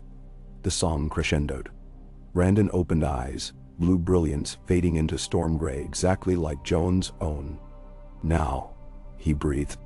Jon plunged the shard to the hilt. It entered softly, like piercing fresh snow. Brandon gasped, not in agony but release. Frost raced from the wound across his torso, glittering, then reversed direction, pouring into the shard. The blade drank the ice, veins of blue light chasing each other along its edges before spiraling up Jon's hand and wrist. He clenched teeth, feeling cold shred nerves, yet pressed deeper until the tip emerged through Brandon's back, embedded in root. The world boomed with soundless thunder. Light erupted, pale green, blue-white, blinding brilliance shot through with scarlet sap. Jon stumbled, but kept grip. Brandon's body lifted inches off earth, suspended by the root-anchored shard. The frosts that had armored him for centuries cracked and cascaded away like falling petals. Beneath emerged a lean man of 30 winters, skin flush with blood's return. He opened his mouth. A breathless sigh escaped, no words, merely awe. Then he smiled at Jon, and the gesture held all of Winterfell's warm chimneys and sunkest towers. Jon felt tears freeze on his lashes. Brandon's form wavered, light streaming through pores. He reached up, closed fingers around Jon's wrist with surprising heat. "Remember," he whispered. "The last echo of a king built of night." Then he released. The body dissolved into motes, each glimmer spinning upward through the shaft of moonlight, until it mingled with the stars. Where he had stood remained only the shard, now colorless crystal, and a seed the size of a fingernail, pulsing faintly green. Jon retrieved it and backed from the hollow, knees shaking. Outside, wind had died. The wolves sat, heads cocked. Melisandre knelt, tears of fire tracking down cheeks. Her ruby hearthstone glowed steady. Tormund stared at Jon's frost-ensnared arm. He shook his head, speechless. Jon opened his fist. The seed lay warm. "He's gone," he said. "But he's freed." From every face in the weirwood circle, crimson sap tears welled anew, then peeled away as dew. They drifted upward like a million fireflies, vanishing into night. Far beyond the lake, a roar rose, as though entire forests sighed in relief. The sky's black dome shimmered, curtains of green aurora rippled, then dimmed. Snow began to fall, soft, gentle, ordinary. Tormund exhaled a fog of disbelief. "Is it finished?" Melisandre pressed hand to earth. "I feel no pull of ice. The dead sleep." Davos emerged from between roots, having braved the edge to watch. "Then gods be praised. But what of walkers still wandering? Without their master?" "The magic is severed," Melisandre said.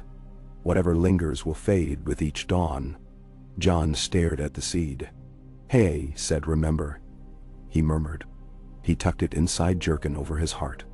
Ghost nudged his thigh, whined with unease until Jon knelt to bury fingers in thick fur. The direwolf's heartbeat thrummed steady. Winter's chill no longer bit so deep. The journey north proved strangely quiet. Corpses, they once feared, lay truly still. When they reached Eastwatch weeks later, the wall no longer groaned under invisible siege. Brothers spoke of dreams wherein warm rain fell upon ice fields. Free folk whispered that once barren earth smelled of hidden barley. Ravens carried tidings south. At Old Town sea winds shifted, winter gales easing. The Dornish march saw almond trees bloom weeks early, scattering petals like promises. In Winterfell's Godswood, Sansa stood with Arya and Brienne beneath the heart tree. Jon placed the seed at the base, covering it with the softest loam. Summer rain drummed gentle on leaves. No hissing steam rose. That night, the seed sprouted, a slender shoot the color of dawn. By morning it stood a handspan tall, leaves shaped like narrow wolf heads. Maesters who examined it swore no species matched. They named it Brandon Sprout. Jon returned to the wall to oversee final scour of white remains. Melisandre departed east, her purpose fulfilled. Davos rode south to treat with new-made kings. Tormund shepherded wildlings home, promising to guard newborn saplings sprung through melted permafrost. As months unfolded, folk spoke less of night kings and long nights, more of a tale in which a man frozen by duty chose to unmake himself for the living he once loved. Only Jon carried the memory entire. Some nights he would climb Eastwatch's repaired parapet, watching stars wheel across cloudless sky. In those moments, he felt a presence neither haunting nor gone. A silent reassurance woven into wind that smelled faintly of pine and mulled cider. He would smile then, just enough that men below wondered what jest crossed their commander's mind, and ghosts of old winters sighed content. In a forgotten vault, beneath the weirwood ring on the Isle of Faces, roots closed around a hollow where once blistered cold rain. And deep within those roots, a slow drumbeat began. Steady, patient, timeless. As if the world remembered its oldest sentinel and kept a place warm for the day somewhere ages hence he might be needed again. But for now, spring marched unchallenged, and the realms of men slept easy under stars, no longer tinged with dread, while the song of Brandon Stark lingered, half sorrow, half triumph, carried in every blossom that dared to pierce the thawing ground. Ka. Mist lingered in the hollows of the Wolfswood like a memory reluctant to fade, though spring had now settled into the north with a cadence none alive could quite recall. Thawing earth that smelled sweet enough to taste. Streams running full yet never threatening the banks. Morning frost that retreated before the sun could coax men from their blankets. 3 full turns of the seasons had come and gone since the Night King vanished into motes of starlight beneath the Isle of Faces, but the world still turned its head whenever the wind veered from the usual quarters, and carried with it a rumor of distant snow. On a dawn-painted lilac and pewter, Jon Snow rose from a cot in the commander's quarters at Eastwatch, and listened for the old groan of ice that used to wake him in uneasy hours. The wall no longer sang its ancient dirge. Cracks had sealed, creaking mended, and in places melted torrents had refrozen into smooth blue glass lacking any voice at all. Most called it a blessing. Jon, Lord Commander still, though his black cloak was patched more times than any quartermaster might approve, sometimes missed the warning creak, as one might miss a heart murmur that had long foretold survival. By its persistence, he buckled his sword belt, pausing when pale sunlight found the seam where dragonglass had once sheathed his forearm in frost. The flesh there had healed into a tracery of faint silver scars, as though a sculptor had etched filigree beneath his skin. The seed he carried home from that hollow on the isle had grown to a sapling taller than any child in Winterfell's godswood, its slim trunk pale like a weirwood, but veined with living green. Maester Kerwin insisted it defied genus. The small folk had named it the Wolfheart. Jon had no words for what it was except gift. Ghost greeted him outside, old now but not diminished. His muzzle had gone as white as new-fallen snow, yet his eyes retained the ember-bright vigilance of years past. Together, they paced the parapet, nodding to brothers who swept meltwater from stone or tested grappling rigs newly fitted to move supplies west. Roving patrols had dwindled. White sightings remained nil. Ravens brought tales of croplands sprouting twice the bounty, of children born after long barrenness, of banner wars that slowed before they could truly quicken. Still, the world was shaped by habit as much as magic, and men without enemies created them in one another, if given too much time to think. Jon stopped at a balustrade looking south. Beyond crooked towers and patched scaffolds, the shivering sea glimmered, ice floes fewer now, seals basking on their backs like lazy dogs. He traced a fingertip along Longclaw's pommel. The call had come at midnight, one of Sansa's lean-winged ravens screaming through the maelstrom over Eastwatch's beacon. Wildfire cult discovered in the ruins of Harrenhal. They had stolen cuttings from the Wolfheart's last pruning, pieces they believed relics of a dead god. Sansa's missive begged caution, yet desperation throbbed beneath the neat script. South of the neck, the Riverlands had suffered a spate of barn fires too hot for simple arson, green tongues licking night skies. Cairns of blasphemous timber surrounded the pyres, each carved with a sigil half sun, half snowflake, an ill match of Aelor's blazing heart wedded to the twin wolves that had become the reborn Norse totem. These fanatics styled themselves the Ring of Dawn, claiming the true Aezir Ahai would temper night in raw flame, not gentle thaw but Adar. They sought seeds of winter's end to reforge the long night in smaller crucible, a storm they alone could quell to prove prophecy. Jon had read those lines thrice before summoning his officers. Now he watched a lone gull wheel overhead, its cry harsh in the salt air. "Time I rode, Ghost," he murmured. The direwolf nudged his hip as if to say he'd already saddled the horses himself. By noon, a small column gathered inside Eastwatch's gate. 5 brothers sworn, 2 spear wives of the Icemark clan, Tinbell Metals, Winterfell's newest steward turned farrier by stubborn passion, and a silent figure hooded in gray, Bran of Tarth, now sworn sword to Sansa's realm but restless for road. Years had etched harder lines about her mouth. Still, when she bowed to Jon, the ease between them felt like old iron singing back to forge fire. They set south along the King's Road, or what remained of it. The next bogs, once treacherous, lay calmer. Islands of floating peat had fused beneath mild winters, allowing hooves to pass with only cautious pacing. Howland Reed's Cranagmen guided the party by reed whistles that fluted messages of greeting, 2 short, 1 long, whenever shadows rustled too near. In Moat Cailin, rebuilt towers, glittered with new glass windows, hammered thin by smiths, who claimed fiery visions each time furnace heat licked their faces. Jon conversed briefly with a Rills mason who swore the glass hummed at night. Jon heard nothing but wind, yet Ghost growled, ears twitching. They rode on. By the time white petals of spring apple blossoms dusted the shoulders of their cloaks, they reached Winterfell. Sansa stood at the gatehouse in a mantle of sage-dyed duskin that whispered a queen's confidence without a queen's vanity. Arya perched beside her on the rampart, stride lithe as the alley cats of Bravos, her eyes crinkling at Jon's approach. Behind them, the Wolfheart sapling rose visible even over curtain wall, now as tall as the first-story windows. Its leaves, shaped like narrow direwolf muzzles, flickered silver in the late afternoon like 1,000 small mirrors turning to catch the sun. That night, in Winterfell's great hall, a calm chamber scented with barley stew and pine boughs, Sansa spread maps and witness accounts. The Ring of Dawn, she said, had emerged from the embers of Stannis Baratheon's old Red Priest contingents. Bereft of true miracles, they scoured lore for relics. When word of the Night King's siege spread, they decided new gods might be forged from old bones. They planned a pilgrimage to Dragonstone, hoping to anoint the sacred stones with sap burnt from the wolfheart cuttings, and thereby, rumor insisted, coax dormant dragon eggs beneath the castle's slag pits to hatch in green flame. Jon tapped the parchment over Dragonstone. If they feed living wood to those fires, who knows what they'll waken? Bran hinted once the stone itself remembers Valyria. Ghost whined. Across the table, Arya eased a throwing knife into idle spin, the blade glinting each time it flashed near torchlight. We tracked them before they reached the coast, she said. Harrenhal or King's Landing. They'll need ships. Sansa shook her head.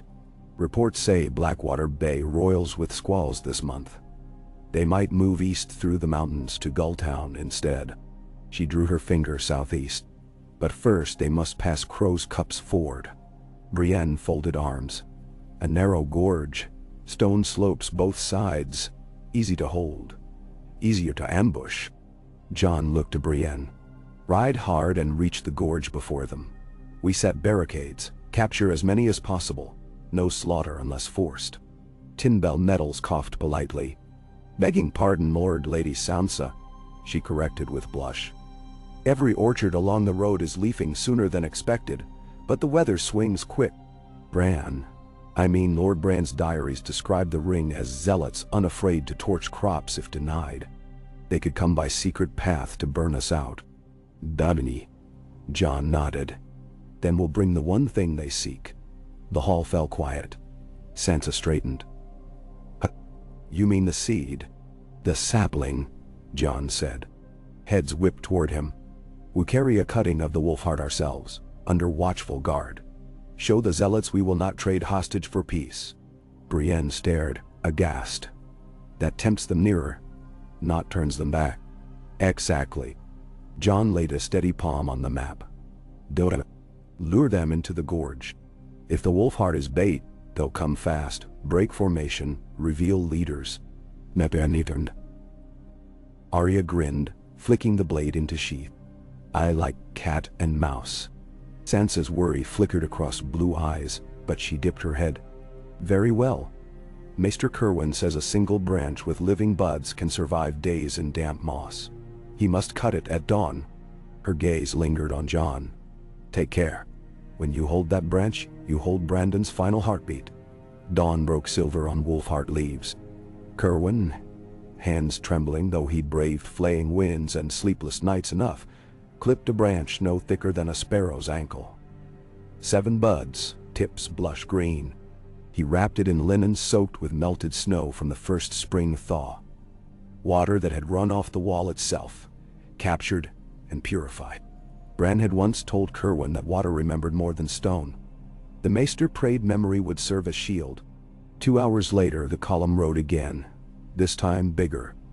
Karstark outriders loping ahead, grizzled umbers trudging with poleaxes in ox carts, and within a steel crate lined with sheepskin, the wolfheart cutting. Jon kept ghost trotting beside that cart, eyes rarely leaving the air holes. They reached Crow's Cup's Ford after 4 days of tense but unopposed travel. The gorge yawned between slate cliffs. River melt snarled over jagged rocks 20 feet below, cold mist curling against hooves. On the south side, a narrow shelf widened into an abandoned wayfarer's yard. Once a toll post for King's levies, now little more than a timber frame and weed stump. Brienne directed crews to fell saplings from ridge above, shaping barricades that could pivot inward like teeth. Arya vanished into scrub to scout. At dusk, Tormund emerged from a game trail with 2 cranningmen, scrawny as muskrats. They carried news. The Ring of Dawn numbered near 80, each rider cloaked in half-scorched crimson. Their leader called himself Brightfall, a riverman rumored bastard of lesser Frey stock. He bore a staff tipped with cracked rubies and wore gauntlets of mirror-polished bronze that caught sunsets like twin torches. They'd burned 3 granaries en route, leaving behind paintings in wildfire ash, spirals reminiscent of Night King sigils, but ringed with flame-like glyphs. Arya returned after full dark. They'll make camp 5 leagues back tonight, ride at sunrise. She peered inside the crate where the wolf heart cutting lay cradled in damp straw. They can sniff magic. Jon tested the barricade hinges, hearing the tension in his men's breath. He rested one hand on Ghost's wrath. "Ready yourself," he said softly. Morning spilled across shale slopes in ribbons of gold, the river glinting lethal beneath. The ring of dawn arrived just as mist lifted. Their crimson horses looked brushed with blood. Every rider wore face paint of soot and powdered lime that cracked when they grinned. At their center rode Brightfall, staff raised, rubies catching fresh sunshine. Jon's outriders withdrew behind hidden palisades. Brienne stood sentinel on the ford's northern lip, armor burnished like dawn. She lifted a hand. Parley. Brightfall reined in, his horse's breath a plume of white. "We seek the sapling," he called, voice echoing the gorge. "Offer it, and we shall leave fields unburned." Brienne answered, "Your fires have scorched enough. Turn back to your temples." Brightfall's laughter scraped the cliff walls. "The old gods and the Red War God meet in that branch. We will coax the seed to flame and temper the world anew." He spurred forward.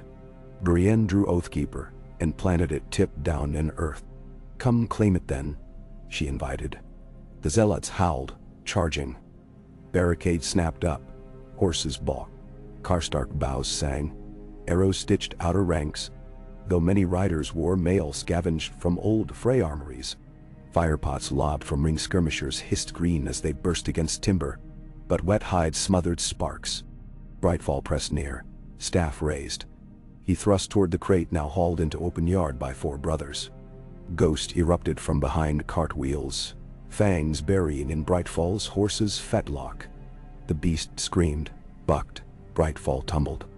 Jon leapt from shadows of ruined tollpost, both hands on Longclaw. Steel met bronze gauntlet. Sparks arced.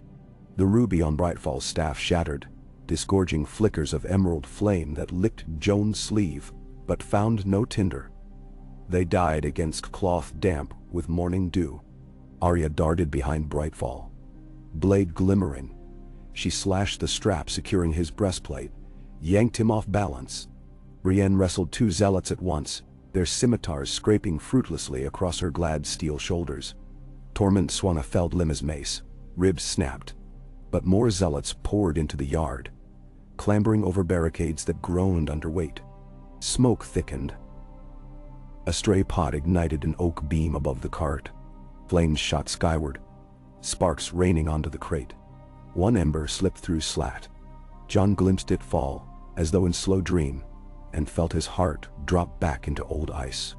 He shouted, but wind shredded sound. The ember kissed a bud. The wolf heart cutting convulsed. Bark blackened, but instead of burning away, it glowed, first vivid green, then dazzling silver. A pulse rippled from the crate, invisible yet forceful. Every man and woman, friend and zealot alike, froze mid-strike. The roar of the river muted. The world inhaled. Leaves of the cut branch unfurled in second blooming, each vein lit by white fire that neither consumed nor spared, an illumination that simply revealed. The yard flooded with it, washing color into a monochrome dreamscape. Within that bleak radiance strode Brandon Stark, not as frost-armored king, nor dissolving phantom, but as man of flesh, cloaked in simple gray, eyes the slate blue of clouded dawn. He reached out, and the crate walls fell open like petals. He caught the sprouting twig in one hand. Brightfall stared, terror opening fissures in his bravado. You are gone." "I live only in memory," Brandon said. The words gentle, but memory steers root and branch. He surveyed the zealots. "Return to your homes." Brightfall's mouth twisted, spittle flying. "Flame obeys none but R'hllor. Burn him." 2 acolytes hurled pots. They exploded in waves of balefire, yet the green tongues swerved mid-air, curving around Brandon like water parted by hull. The flame curled skyward and vanished into mist, as though finally satisfied it had found heaven. Brandon's gaze pierced Brightfall. You twist prophecy like forging cold iron. The world needs no winter pyre fashioned from dream. He lifted the twig. Its silver glow intensified. The zealots' bronze buckles steamed, heated by invisible sunrise. One by one they dropped weapons, falling to knees, or stumbling back down slope, their faces slack with awe or dread. Only Brightfall remained stubborn. He drew a dagger, lunged, fast, desperate. Jon moved to intercept, but Brandon lifted empty palm. Wind coiled. A silent eddy that plucked the dagger mid-flight, melted its blade into rivulets of quicksilver that fell harmlessly. "Go," Brandon said. Brightfall's bravado curdled. He stumbled away, ruby shards crunching beneath boots, until he too vanished between boulders where his acolytes fled. Light dimmed, color seeped back. Timber smoldered, but no flame caught anew. People stood staring as though waking from heavy ale. Brandon faced Jon. Ghost padded near, muzzle brushing Brandon's hand as if greeting an old friend returned from long patrol. Jon found his voice. "You gave yourself to the trees. How can you walk?" "Where roots run, moments bloom," Brandon replied. He glanced at the sapling twig, now ordinary bark again. Buds untouched. The wolf heart knitted a path through time for this hour. "What now?" Brienne asked, kneeling from exhaustion yet upright in duty. "Now the cutting returns to its grove." Brandon placed it gently in Jon's hands. "And you must carry another seed. Word to every land that winter's shadow is not champion for men to arm themselves against, nor torch for zealots to shape into doom. Fear of night kindles cruelty. Your duty is to show dawn still rouses hearts when reason falters." "Nashainen," Tormund huffed. "Fancy talk." "How?" Brandon's eyes softened. "Teach children to sing of ice that yielded, of fire tamed, of a better peace earned not through sword, but root and memory." He turned to Arya. "Travel, wolf sister. Let far isles know North's tale." Arya inclined her head, something fierce and bright in her stare. To Brienne, "Stand shield for those who cannot wield story themselves." She pressed fist to breastplate in solemn promise. Then he looked once more upon Jon. "Brother, Dot, your watch never ends, for watch is not wall but spirit. Guard men from forgetting." He reached, clasped Jon's forearms. Warmth radiated through the silver scars, easing ache Jon had long thought memory. With that, Brandon stepped back. Wind ruffled his cloak. A swirl of apple blossoms rose from gorge floor and circled him. When petals settled, he was already ceding to translucence, jez fraying into motes that glimmered like dew. Another heartbeat, and he was gone, though leaf whispers lingered. A hush like turning page of very old book. They returned the twig to Winterfell. Kerwin replanted it beside the parent tree, where it grafted as if it had never been severed.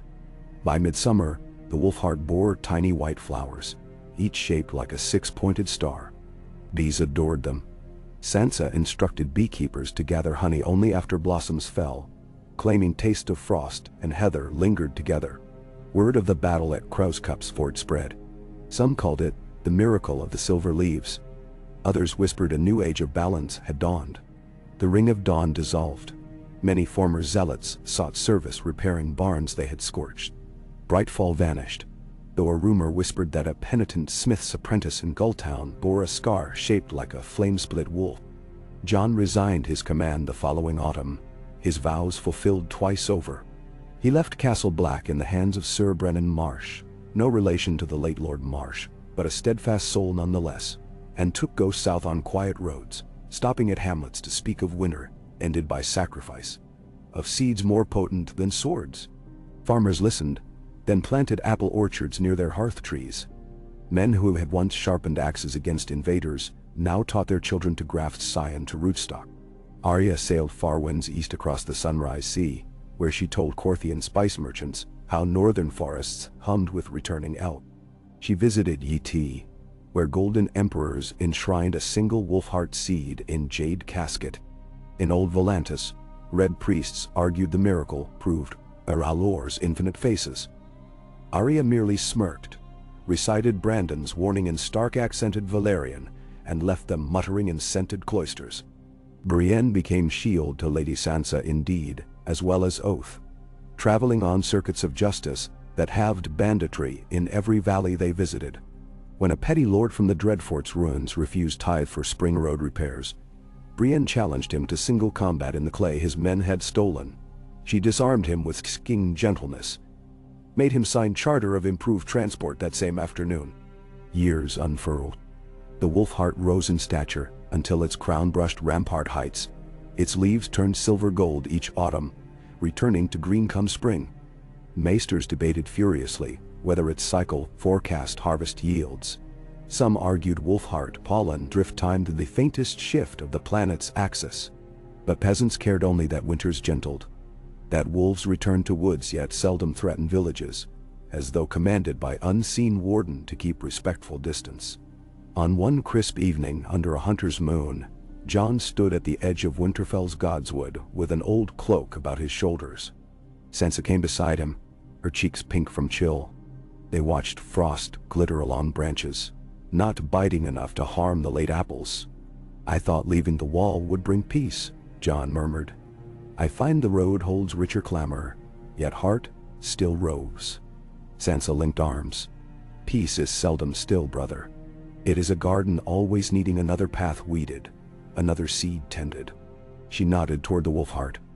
But even gardens learn to keep themselves after a while. As if hearing, the great silver leaves trembled though no wind stirred. Jon smiled, remembering Brandon's last touch. He sensed, rather than heard, the whisper of roots sharing message with every tree from Queen's Crown to the Isle of Faces. A lullaby of quiet guardianship. "Come," Sansa said. "The kitchen's press cider with honey from Wolfheart blossoms. Hot cups will thaw guilt and ache alike." They walked back toward the hall, ghost trailing, though he paused to nose wet moss around the sapling's roots before loping after. Inside, fires blazed. Arya had returned that noon, fresh from a voyage where she claimed to have seen a white dolphin that danced alongside her prow for 3 days. Children crowded her feet eager for story. Brienne laughed with the steward about missing gauntlets. Tinbell tuned an old harp grown famous for songs of Spring King and Nightseed. Jon accepted a steaming mug, inhaled apple and resin. He listened as Arya began to weave a new tale. How beyond Ashai a desert of glittering glass spread like a sea.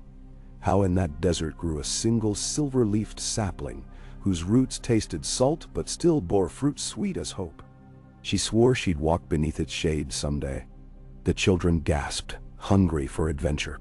The Wolfheart sapling outside rustled again, scattering one last drift of petals blown down the corridor to land at Jon's boots.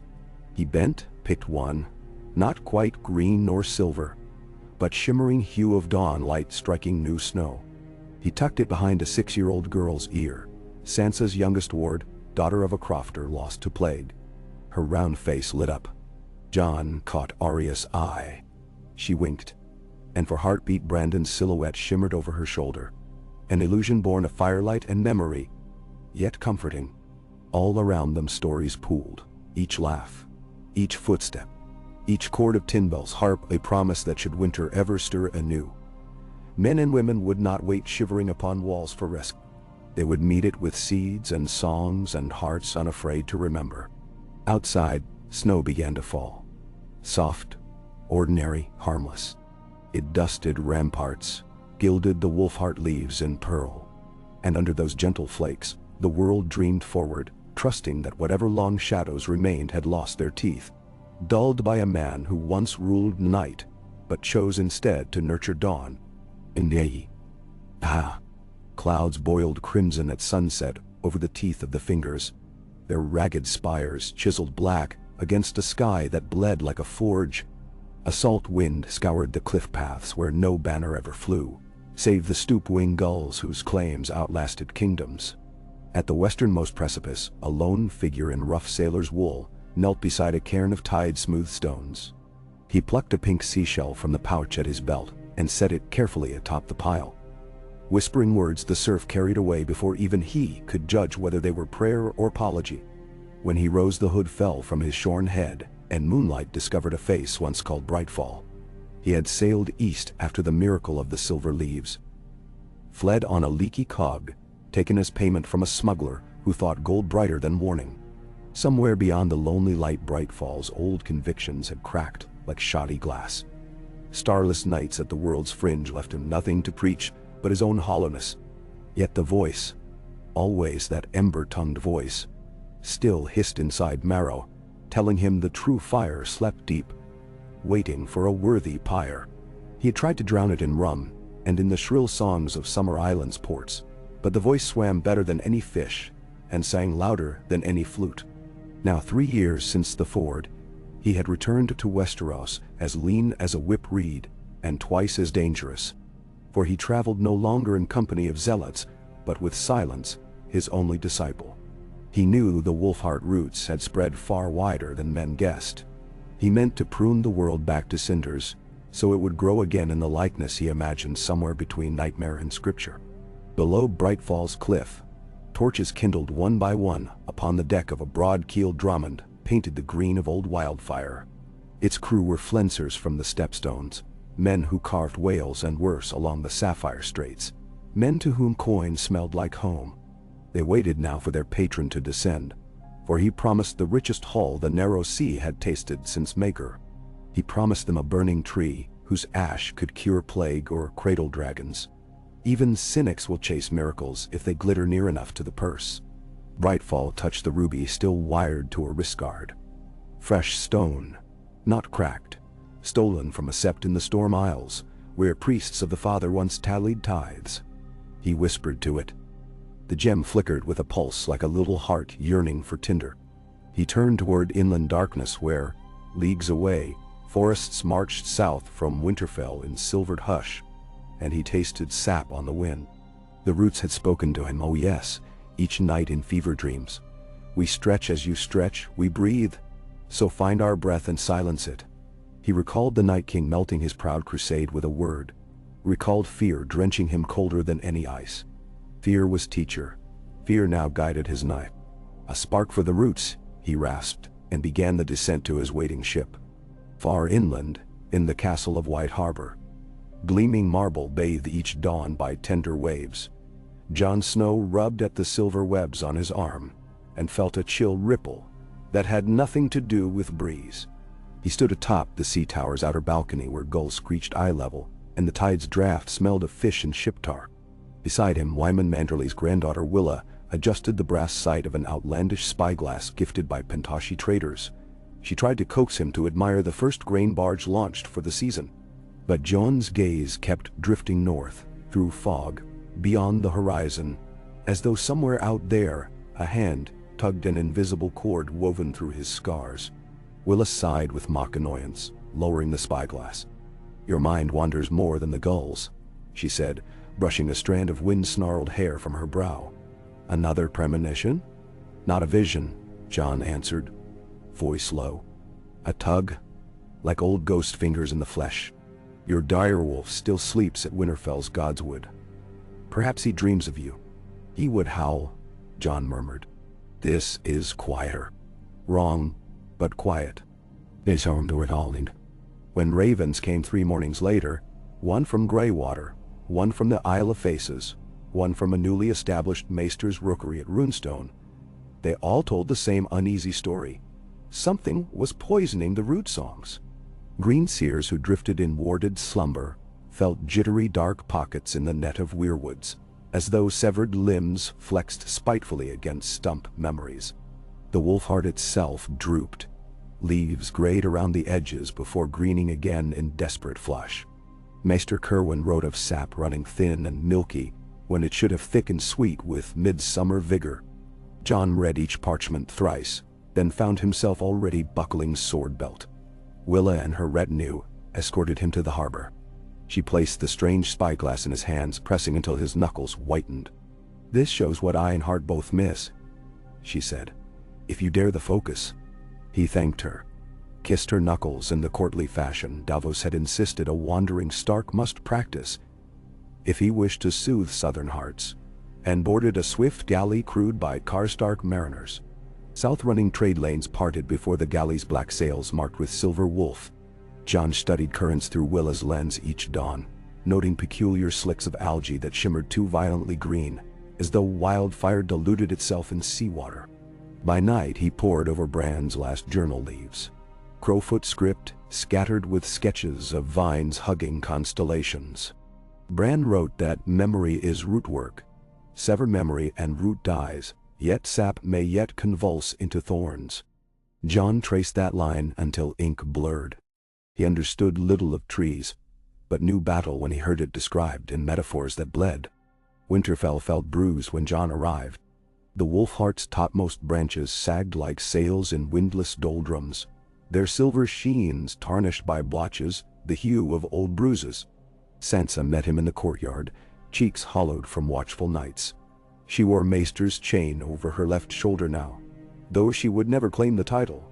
Her seat demanded too many crowns already. Maester Cerwyn had died peacefully that spring. Sansa took up his notes until the Citadel could send a replacement. No quill kept pace with her mind, but grief added weight to her ink. They walked the Godswood before dawn, accompanied by Arya's latest recruit, a sand-colored cat called Shadow who stalked ghosts for fun, and by a pair of silent children of the forest who had emerged weeks ago from younger weirwood copses along the White Knife. These two, Leaf and Sighing Reed, stayed close to the Wolfheart now, their luminous eyes clouded by something between fury and dread. Leaf pressed a six-fingered hand against the trunk. "It suffers," she said in softly accented common. "A worm gnaws inside the song, splitting verse from verse, feeding on spree of absence." Jon laid his palm where she touched. Through scars, he felt a faraway scream, minute yet echoing across nights, like a pup lost down deep burrow. He grimaced. "What can we heal?" Sansa asked. "Not here," Sighing Reed replied, voice brittle as dry reeds in snow. "Worm coils nearer salt and ash. Cut it there, or watch all roots bleed." Arya joined them then, having returned from the Far East on a sleek whaler whose hull still smelled of whale oil, even after scouring. She carried a roll of silvery parchment traced with Qartheen glyphs, and an oil-skinned satchel containing shards of black glass like hammered starlight. "Carved obsidian from the smoking sea," she told them. "Said to pin spirits to the truth when planted at crossroads. Might pin worms too?" Jon's gaze shifted toward southeast coasts, where gulls wheeled beyond sight. "Dragonstone," he murmured. "Or south of it, the old Dire Channel. Brightfall's last known smuggler routes had skirted there according to Davos ledger maps." Leaf nodded grimly. "Smoke, salt, shadow. I feel those flavors curling in the dark." She plucked a single gray-rimmed leaf from Wolfheart's bough. It bled a drop of sap, pale as moon milk. "Carry this. It will lead you to the wound, by scent alone." "Inni."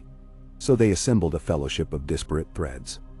Jon, Arya, Leaf, Sighing Reed, Brian of Tarth, for Sansa would not trust the realm's heir to wander unescorted. Ser Jorah the Younger, Lioness's second-born, who had freed himself of debts by trading spice and knowledge along the Summer Sea. Plus Tinbell Metals, who refused to leave the sapling's side but insisted on forging arrowheads from her starglass to send with Arya. Willa landed at White Harbor just as the party made ready. She insisted her spyglass travel as well, and pressed into Jon's hand a small bottle of Seaguard brandy for warmth. And if not warmth, she teased, courage at least. They laughed, and laughter felt like fire. They sailed aboard Jorah's swift sloop. Frost Whisper, hugging coastlines until Dragonstow's black peaks stabbed out of dawn haze like claws of a titan. Smoke girdled the mountain. New fissures opened each season, though no dragon had nested there since Drogon vanished across the narrow sea decades earlier. Yet heat pulsed as if unslaked hunger churned below. They moored in a hidden cove under ruined sea arches. Dinghies ferried the companions onto a stony shore strewn with chips of obsidian, each slice reflecting sunrise in bloody shards. Leaf knelt, sniffed the air. "The worm moved inland," she said. "Beneath, in the bones of old fires." Paths wound upward through pumice fields where wild alder and firethorn fought for purchase. Sulfur vents vented steams that smelled of rotten eggs and copper. Arya broke shards of star glass and hammered them into path intersections, soft soil swallowing the blades like dark cookies. If the worm coils back, we'll see its tracks break these. They reached a plateau rimmed by basalt columns, where once the Targaryen dragon pit had stood. Now only melted slag remained, pooled into rippled glass. In its center yawned a fissure from which rose a rhythmic hiss, as though the volcano exhaled in sleep. Brienne peered down, torch flickering. Wide enough for two to walk side by side. Too regular for natural cave. Natisantabenis. Dragon keepers dug feeding tunnels, Jorah said, voice echoing. They forced fresh kills through these channels to the pits below. They descended, torches guttering in hot drafts. The tunnel sloped into belly of the mountain. There, beyond turns of glass-slick rock, pulsed an eerie emerald glow. They extinguished torches and crept nearer until the passage opened into a cavern whose vault soared out of sight. Heat pressed like a giant's hand. Skin pricked, hair curled damp. At cavern's heart stood a tree, or what mocked a tree, a trunk of salt-white bone, twisted, leafless, boughs stretching hair-thin toward cracks in the vault. From its bark wept droplets of green fire that hissed upon contact with floor, carving tiny pools of waking wildfire. Roots dipped into a molten soup of lurid glow radiating from pits where dragon eggs once slumbered, and at its base knelt Brightfall, half-mad eyes glittering, palms pressed to the trunk. Rubies along his wrist guard blazed, whispers curled from his mouth. Half prayer, half dirge. Ghosts of flame flickered about him, shaping images of wolves burning, castles collapsing in verdant infernos. Leaf's breath hitched. Worm. Her word dripped horror. Jon stepped forward, voice ringing. Brightfall. The former zealot twitched. He turned. Slow, as though neck bones gritted. His face ran with sweat and tears, features gaunt yet fever bright. Jon Snow, he croaked. Come to see harvest. Night seed bears strange fruit. He gestured to the skeleton tree. Planted bone meal of my shame beneath your little miracle's cuttings. Fed it with Dragonstone's heart. It drinks sap from every wolfheart root that reaches for the sea. When this trunk flowers, wildfire nectar will climb back through the veins to every leaf. He hissed a laugh. Flames on every god's wood at once. Whole realm reborn in light. Realm reborn dead, Brienne said, sword sliding free. Brightfall's smile cracked. Dead. Fire is life's crucible. Leaf advanced, eyes glowing. You sever songs and claim them resurrection. You will hush now. Brightfall slammed palm to trunk. A bolt of green fire raced up the bark, split into sinew-thin vines, burning without consuming. The cavern shuddered. Stone chips rained. I am conduit, he roared. Not master, but neither are you. Old gods slept and let men freeze. The new god burns awake. Wildfire spurted. Brienne shielded Sansa's map pack. Jorah yanked Arya aside as a ribbon of flame licked where she stood. Jon sprinted toward trunk, long claw held crosshand to deflect falling droplets of jade fire. He swung at a root. Valyrian steel bit deep, but white bone healed behind the stroke, knitting around blade like hungry lips. Jon wrenched, but root clamped, dragging sword downward, inch by inch. Leaf and sighing reed began a chant older than scars. Their voices wove, thin but resonant, echoing off vault. The white trunk quivered, bone cracks spidered. Brightfall shrieked, pressing both hands now, as if plugging a bursting dam. Blood seeped from nose and ears. Arya hurled a starglass dagger. It pierced root near base. The obsidian shard drank heat, glowed red, then exploded, flinging slivers that hissed into green pools. One shard lodged in Brightfall's gauntlet. The ruby there sputtered out. Fire vines dimmed where glass shards sprouted. Brienne bull charged, shield high. She slammed Brightfall away from trunk. He tumbled, rolling through a slick of hissing wildfire, cape-catching flame. Screaming, he ripped it free, but embers leapt a helm of glass he had fashioned from melted dragon bones. The helm cracked. Fumes choked him. Jon freed Longclaw, root releasing at last, when Leaf's chant reached crescendo. He carved downward, hacking root after root. Each time steel clove. Sighing Reed's song bound the severed stump with green light that solidified into crystal and shattered to dust. Brightfall staggered upright, hair aflame. He threw himself bodily into the molten pool. Emerald geyser erupted, and from it rose a serpent of flame, shaped vaguely like dragon. Eyes twin rubies. It coiled overhead, dripping globules that detonated on stone. Arya darted through debris, planting starglass shards at cardinal points. As last blade plunged, she shouted, "Now!" Leaf flung the wolf heart leaf she carried into the air. The single gray-rimmed leaf burned white-hot, opening like a door to wind none had heard. A column of silver frost spiraled from leaf to cavern roof. Colliding with the serpent, steam thundered. Wildfire shattered like glass struck by winter hammer. Droplets cooled into gummy green slag that rained harmless. The skeleton tree convulsed, bark sloughing in sheets. Beneath bone lay charred roots, then pale living wood. Wolf bark vined faint green. It pulsed once, twice, then stilled. A silence fell thick as ash. Jon approached the smoking pool. Only fused slag remained where Brightfall had stood. A twisted shield of glass around a blackened ruby heartstone cracked into 4 pieces. He pried one chunk free with gauntlet. It was cold already. Leaf knelt, brushing dust from the healed trunk. "It may yet live," she whispered. But in exile of stone soil. She closed her eyes. Sap bled pure again where her fingers rested. She offered Jon a weary nod. They ascended tunnels just as tremors eased. Dawn-painted dragon stones, rim in blood and peach. The party stood among obsidian shards that tinkled as dew cooled them. Arya hammered another glass piece into the path's heart. "If anything slithers back, that will scream a warning." Back aboard Frost Whisper.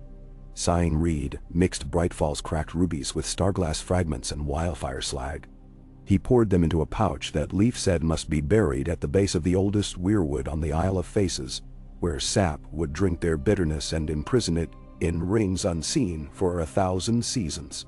On the return voyage, Jon dreamt of Brandon walking along the Frost Whisper's mast, barefoot, scattering leaves that glowed silver until they touched deck, then turned ordinary and swept away in breeze.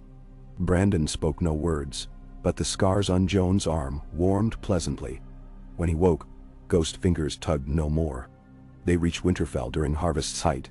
The wolf heart glittered vibrant silver green, blemishes gone. Someone hung lanterns among its branches for autumn festival, and children danced beneath as bards sang of quiet guardianship. Sansa sealed Brightfall's ruby shards in a lead casket until she could deliver them to the Isle herself. A fortnight later, snowflakes returned. Gentle, playful, harmless. Arya set sail again, this time west, chasing rumor of whales that sang stark words in their spouts. Brienne rode south to negotiate trade of wolfheart honey for Dorne citrus. Yora lingered, perhaps courting Tinbell, though both denied blushes. Jon walked Godswood paths each dusk, ghost padding slow but content. He traced bark of the wolfheart with bare fingers. No scream answered, only a hum like joined chorus of bees in wind. He thought of Bran, and the seed of dawn daring to bloom in fractured world. The realm would need tending still, but not as a watchman fears the night. Rather as a gardener greets sunrise, trowel ready, patient. He envisioned Brightfall's cairn high upon cliff, a shell atop stones. Whispered apology stolen by surf. Even zeal might feed rootwork if remorse mulched it into soil. Jon let the thought settle. He bent, picked a fallen leaf, silver washed with first frost, and tucked it into a pouch beside Willa's spyglass. It seemed a fitting lens. One showed distance, the other memory. Between them, he might yet see what eye alone missed. At the great hall that night, Tinbell played harp strings, tuned to a new scale Leaf taught her, notes patterned on sap pulses. Children drowsed by hearth fires, dreaming of wolves who kept winter gentle, dragons who melted only the fiercest ice, and trees that remembered enough kindness to bloom again. Adults listened, mugs of cider warming hands, and in their hearts they felt no miracle was ever finished, only paused between verses for breath. Outside, the first true snow of the season drifted, burying tracks of ravens, boot heels, and stray regrets alike. It lay soft, ordinary, and harmless, until a morning sun would paint it gold, the sort of dawn that Brandon Stark had wagered eternity upon, and won. A hush settled over Winterfell. The night the auroras changed color. Their usual ribbons of emerald and amethyst, gifts left behind by Brandon's last heartbeat, flowed suddenly into braids of shimmering copper, as though some hidden smith had decided the sky required reforging. On walls washed by that silent forge fire, sentries paused mid-stride, hands frozen on spear hafts. They felt the hum in their teeth. Ravens stirred in lofts, uneasy, beaks tapping rails in staccato code. The maester could not decipher. No storm gathered, yet an immense expectancy stretched the air until every breath tasted of struck iron. In the Godswood, Jon Snow woke from a doze against Ghost's flank, the old direwolf's heartbeat steady as distant drum. He saw the copper flares writhe between boughs, painting the heart tree's face in molten silhouettes. The wolf heart next to it rustled though no wind blew, leaves whispering in some tongue learned from far-spreading roots. Jon rose, stiff in the knees these days, and laid palm to the wolf heart trunk. The living silver beneath its bark ticked like pulse caught in crystal. A vision, quick and sharp, nipped his senses. Salt spray, a coastline of black glass, a moon bloated and red above jagged towers that shone like wet obsidian. He knew that shore, the broken spear cape of Far Ashak. Yet the scent twisting through the salt was older than Shadowbinder incense. It smelled of northern ice, of the Night King's first breath. He found Sansa in the solar, poring over shipping ledgers by candlelight. Her eyes reflected the copper glow seeping through arrow slits.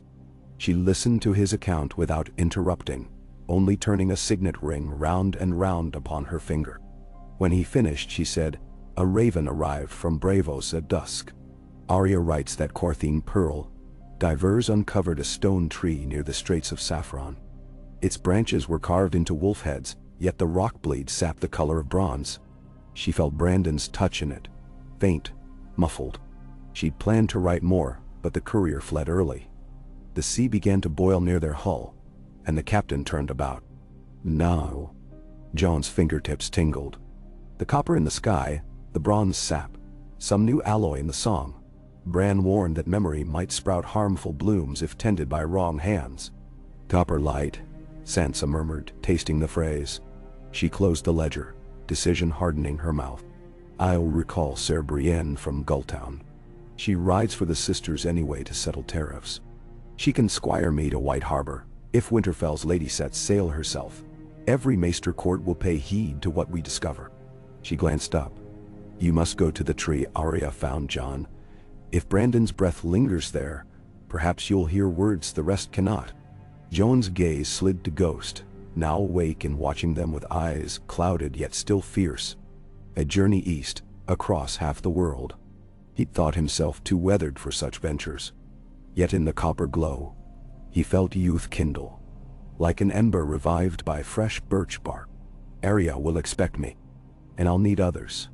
He named Leaf, Sighing Reed, Tinbell Metals, men of the eastern fleets who knew currents beyond Valeria's smoking ruins.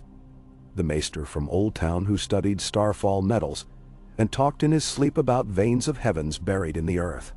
By dawn, Ravensfoot courtyard thrummed with purpose. Tinbell inspected bundles of starglass arrowheads. Leaf and Sighing Reed whispered to the wolfheart, coaxing a single branch to part willingly. Its leaves gleamed copper at the tips now, veins glimmering faint bronze. They bound it in damp linen steeped with honeymead, the only drink the tree seemed to favor. Maester Farron of Old Town arrived that afternoon, a lean man with hair the color of parchment edges. He bore scrolls thicker than a boar's thigh, and spoke of celestial alignments repeating every 10 great years. "The sun has entered the Tears of Roin," he told Jon on the eve of departure, consulting a brass astrolabe. "When it exits through the Archer's Eye, any ore, be it iron or memory, trembles in sympathetic tide." But this copper shimmer began 3 months early. which means some craft or force is pulling at the alignment spool. Unspooling time ahead of schedule. Nandi Tumtor. Jon, leaf branch secure across his saddle bow, asked, "Could a sorcerer draw that much from the sky?" "Not sorcery alone," Farron said, adjusting eyeglass rims. "To distort stellar tide you need a conductor older than men. Something like rootwork grafted to the bones of the world." Wolf heart, Jon thought. Or some twisted cousin. Within 2 days they reached White Harbor. Willa Manderly stood atop the breakwater pointing to the horizon with that peculiar spyglass. Now she'd inlaid the focusing rings with carved direwolf faces. "Copper auroras ripple as far south as the Shield Islands," she shouted above gulls. "If you're chasing a weld seam, in Brandon's old melody, hurry before it welds shut." Frost Whisper had aged but still cut water like a long claw. Yura the Younger greeted Jon with booming laugh and harborside embrace that nearly cracked ribs. "Took on a Sosi crew that swear by river wishes and storm prayers. They'll sail into hell if the coin jingles." He produced a pouch overloaded with winter roses dried and preserved in brine. The fragrance bit noses like sweet frost. For trading with Carthene portkeepers, he winked.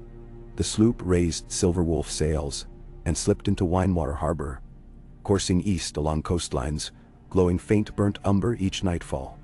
Copper auroras followed them beyond Maidenpool, beyond the stepstones, until even the Basilisk Isles showed tongues of rust in sweltering midnight sky. No dead stirred in these seas. To Jon's relief yet also unease, for such calm felt orchestrated. Leaf spent long hours on bowsprits, fingers spidering the copper leaf they carried. At times she winced, muttering of sharp static in the root song, as though invisible hammers shaped it into jagged sculpture. "Bonesmith forging memories into spearheads," she said of the sensation.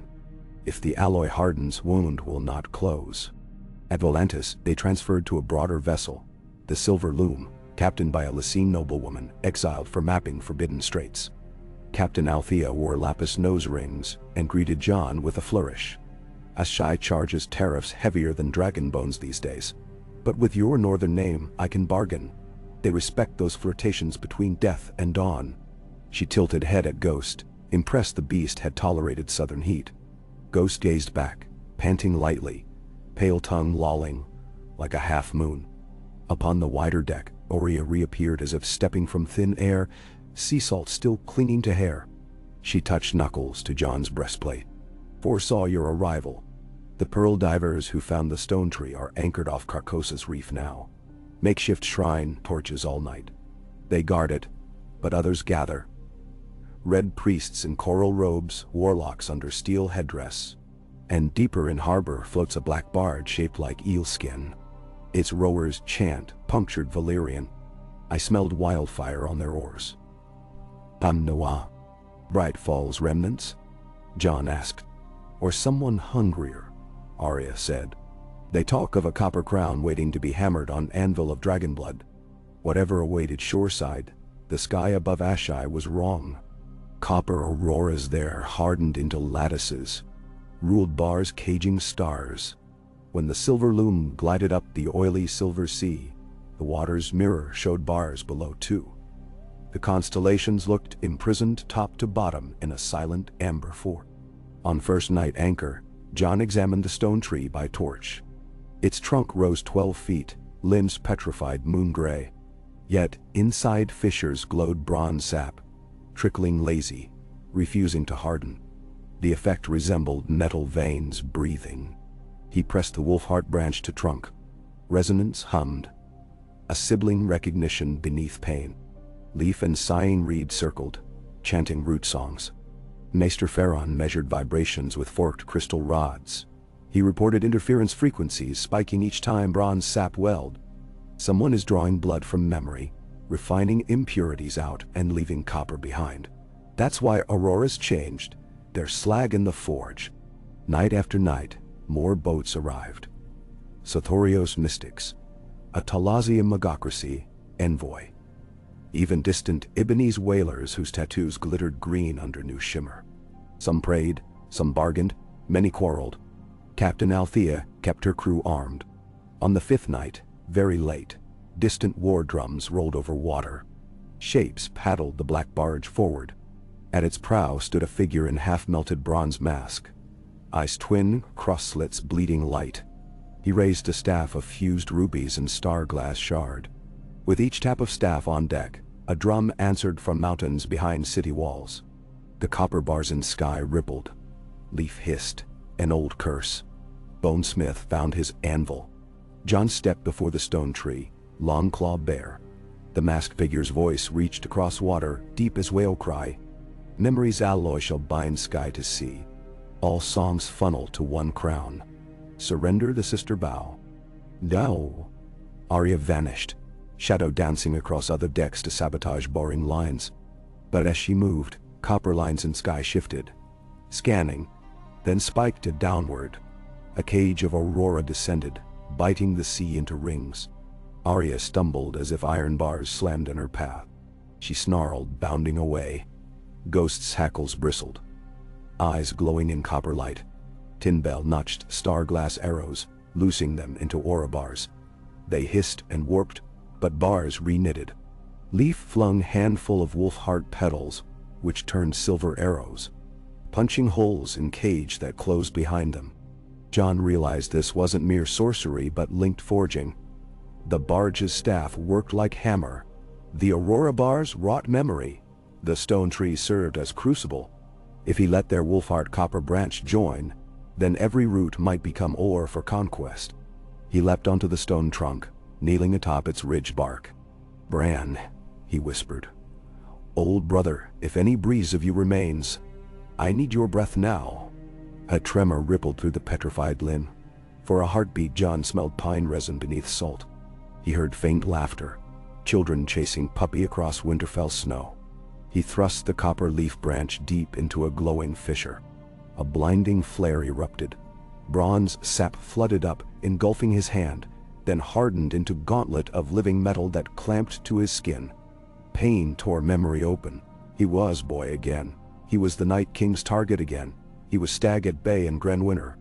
Yet frost scars burned hotter than forge heat. They defied melting. Copper retracted, shivering, repelled by iron memory it could not rewrite. Bars overhead faltered. Masked men slammed staff thrice, wild thunder echoing. War drums quickened. From mountainside caves, troop lines poured. Thralls charred by shadow magics, bearing wildfire jars strapped like locust nests. Arya chose that chaos to break cage. She slid beneath bars, scaling a mast of barge. Star-glass dagger kissed rubies on staff, cracking them. Masked figure reeled. The cage twitched, then tore like awakening birds scattering wing bars. Leaf and sighing reed chanted a severance verse, coaxing copper branch, still lodged in stone, to sprout fresh wolfheart leaves. They burst pale silver, veins of dawn, exhaling icy fog. Copper sap hissed where fog touched, turning dull and crumbling. The mountain thralls charged, but Jorah's crew unleashed tidefire bombs, volatile oils gifted by Korth. Flames lit beach in sheets. Thralls stumbled, wildfire jars igniting themselves. Copper glow dimmed behind real inferno. The masked man leapt from barge toward tree. Too far. Arya dropped upon him mid-air, turning fall into spin. Both hit beach, rolling. Mask cracked loose. Beneath, scarred face, no older than Jon, but eyes bloodshot. Pupils mirror copper. He seized Arya's wrist, hissed, "Alloys demand ore. I will mine you yet." Arya smashed pommel into his temple. He slumped. Leaf hushed the tree. The copper root will sleep now, but not forever. It is child of Wolfheart too. The world grows children for every dream. She looked toward collapsing barge, toward war drums now silent. We must graft it gently, or watch new night kings arise in every shadow. Jon exhaled. Sky's copper cage had broken. Auroras rippled back to emerald amethyst, though faint hints of bronze lingered like pollen. Maester Farron stared, entranced. This is not end. Stars still misaligned. Yet the stone tree no longer bled bronze. Instead, new sap seeped silver, then clear. Arya dragged the masked zealot to shore. "Name's Marcho of Tolos," she said. Claims prophecy taught him to weld ice and fire inside men's bones. He carved obsidian runes upon his ribs. She bared the tunic. The man's chest was indeed scored with glyphs, bleeding copper flecks even in unconsciousness. Tinbel whistled under breath. How many more prophets reading cracked mirrors? Jorah bound Marcho in starglass chains. Captain Althea ordered her men to tow barge out to deep channel and scuttle it. Flames bloomed like sea lanterns swallowed by black. When dawn yawned over shadowed towers, the stone tree looked fragile, fissures sealed by clear resin. Jon touched gauntleted hand. Copper glove still clung. Leaf placed her palm atop his, whispering vine song. Metal cooled, loosened, dropped in single perfect shell. Jon kept it. They agreed to split tasks. Arya would escort Marcho to White Harbor for trial before Realm's Gatherstone. Jon and Leaf would sail north of Valyria, where Farron insisted star alignment lines converged next. Sighing Reed would travel inland to Carcosa to cleanse rivers where copper dust drifted. Tinbel would forge arrowheads mixing starglass with cooled copper shell. In case, she said. Captain Althea's chart steered Frost Whisperer through choking mists north of Burning Shore. There, between jags of slag reef, they discovered a floating mass of petrified roots. Wolf bark, but dead, drifting in spiral. Farron measured pulses. This is slag that Aurora hammered loose, he said. Leaf knelt, sang to Tangle. No answer came. She rose, eyes watering. Dead memory, wiped clean. Easier to mold for whichever warsong new smiths choose. They burned the roots with clean oil, prayed ashes scatter good. North of Valyria they found islands not charted. Shards of basalt fused into ridges, forming a crown shaped like wolf skull when viewed from above. Snow had fallen there, though tropic winds howled. On cliffs perched birds with eyes of cracked glass. They fell dead at slightest touch, bodies shattering. Within craters, copper veins glimmered. Jon buried the copper glove at island center beneath cairn of ice. Leaf planted a wolf heart seed. Farron aligned rods. Tug subsides, he whispered. We've cooled the anvil, not broken it. The silver loon's prow turned west at last, sails swelling with promise of quieter skies. Yet as Jon watched horizons, he knew songs born of memory would forever sprout new verses. Some bright, some dark, all hungry. Brandon's gamble had softened winter but left humankind to choose sculptors of spring and metal. Back in Winterfell, months later, calm reigned. Sansa hosted assembly of maesters, chiefs, wardens who debated forging alliance codes to regulate magic as carefully as mint weighed silver. Ghost slept near Wolfheart, breathing slower these days. Children climbed its lower limbs while tutors recited the Ballad of Copper Storms, already woven by minstrels. One dusk, Jon sat beneath the heart tree. The copper branch he'd uprooted survived in a pot nearby. Shoots pale as first moonrise, no hint of bronze sap. He crumbled soil, letting cool grains sift between scars. Footfalls approached. Arya, back from White Harbor, trial done. Marcho condemned a North's quarry. Chisel memories into stone block, she said, sitting beside him. It may heal him. Jon nodded. She rested head on his shoulder. They watched fireflies, little lamps, blink around Wolfheart leaves. Copper tint in the glow was gone. Arya whispered, "Do you ever miss the walls creak?" "Sometimes," Jon admitted. "Sound reminded me danger is never truly gone. But I've learnt gardens can warn too, when leaves rustle wrong." He tapped trunk softly. A single silver leaf drifted down, landing on his knee. Not copper, not bronze, just pure morning snow shade. He tucked it inside his belt. Night folded around them, castle stones breathed warm from day's sun. The auroras danced overhead, green and violet, quiet now. But somewhere beyond sight, new roots quested beneath sea and sand, etching unknown shapes into dirt for future generations to read. The songs of ice and fire, of copper and silver and dawn, would require singers forever. Jon closed eyes, hearing distant chorus already warming throats beyond horizon, eager for next verse. He smiled, and the heart tree's face seemed to smile with him. content for the moment that its memories, burdensome, beautiful, lay in steady hands that would wield them like seeds, not spears.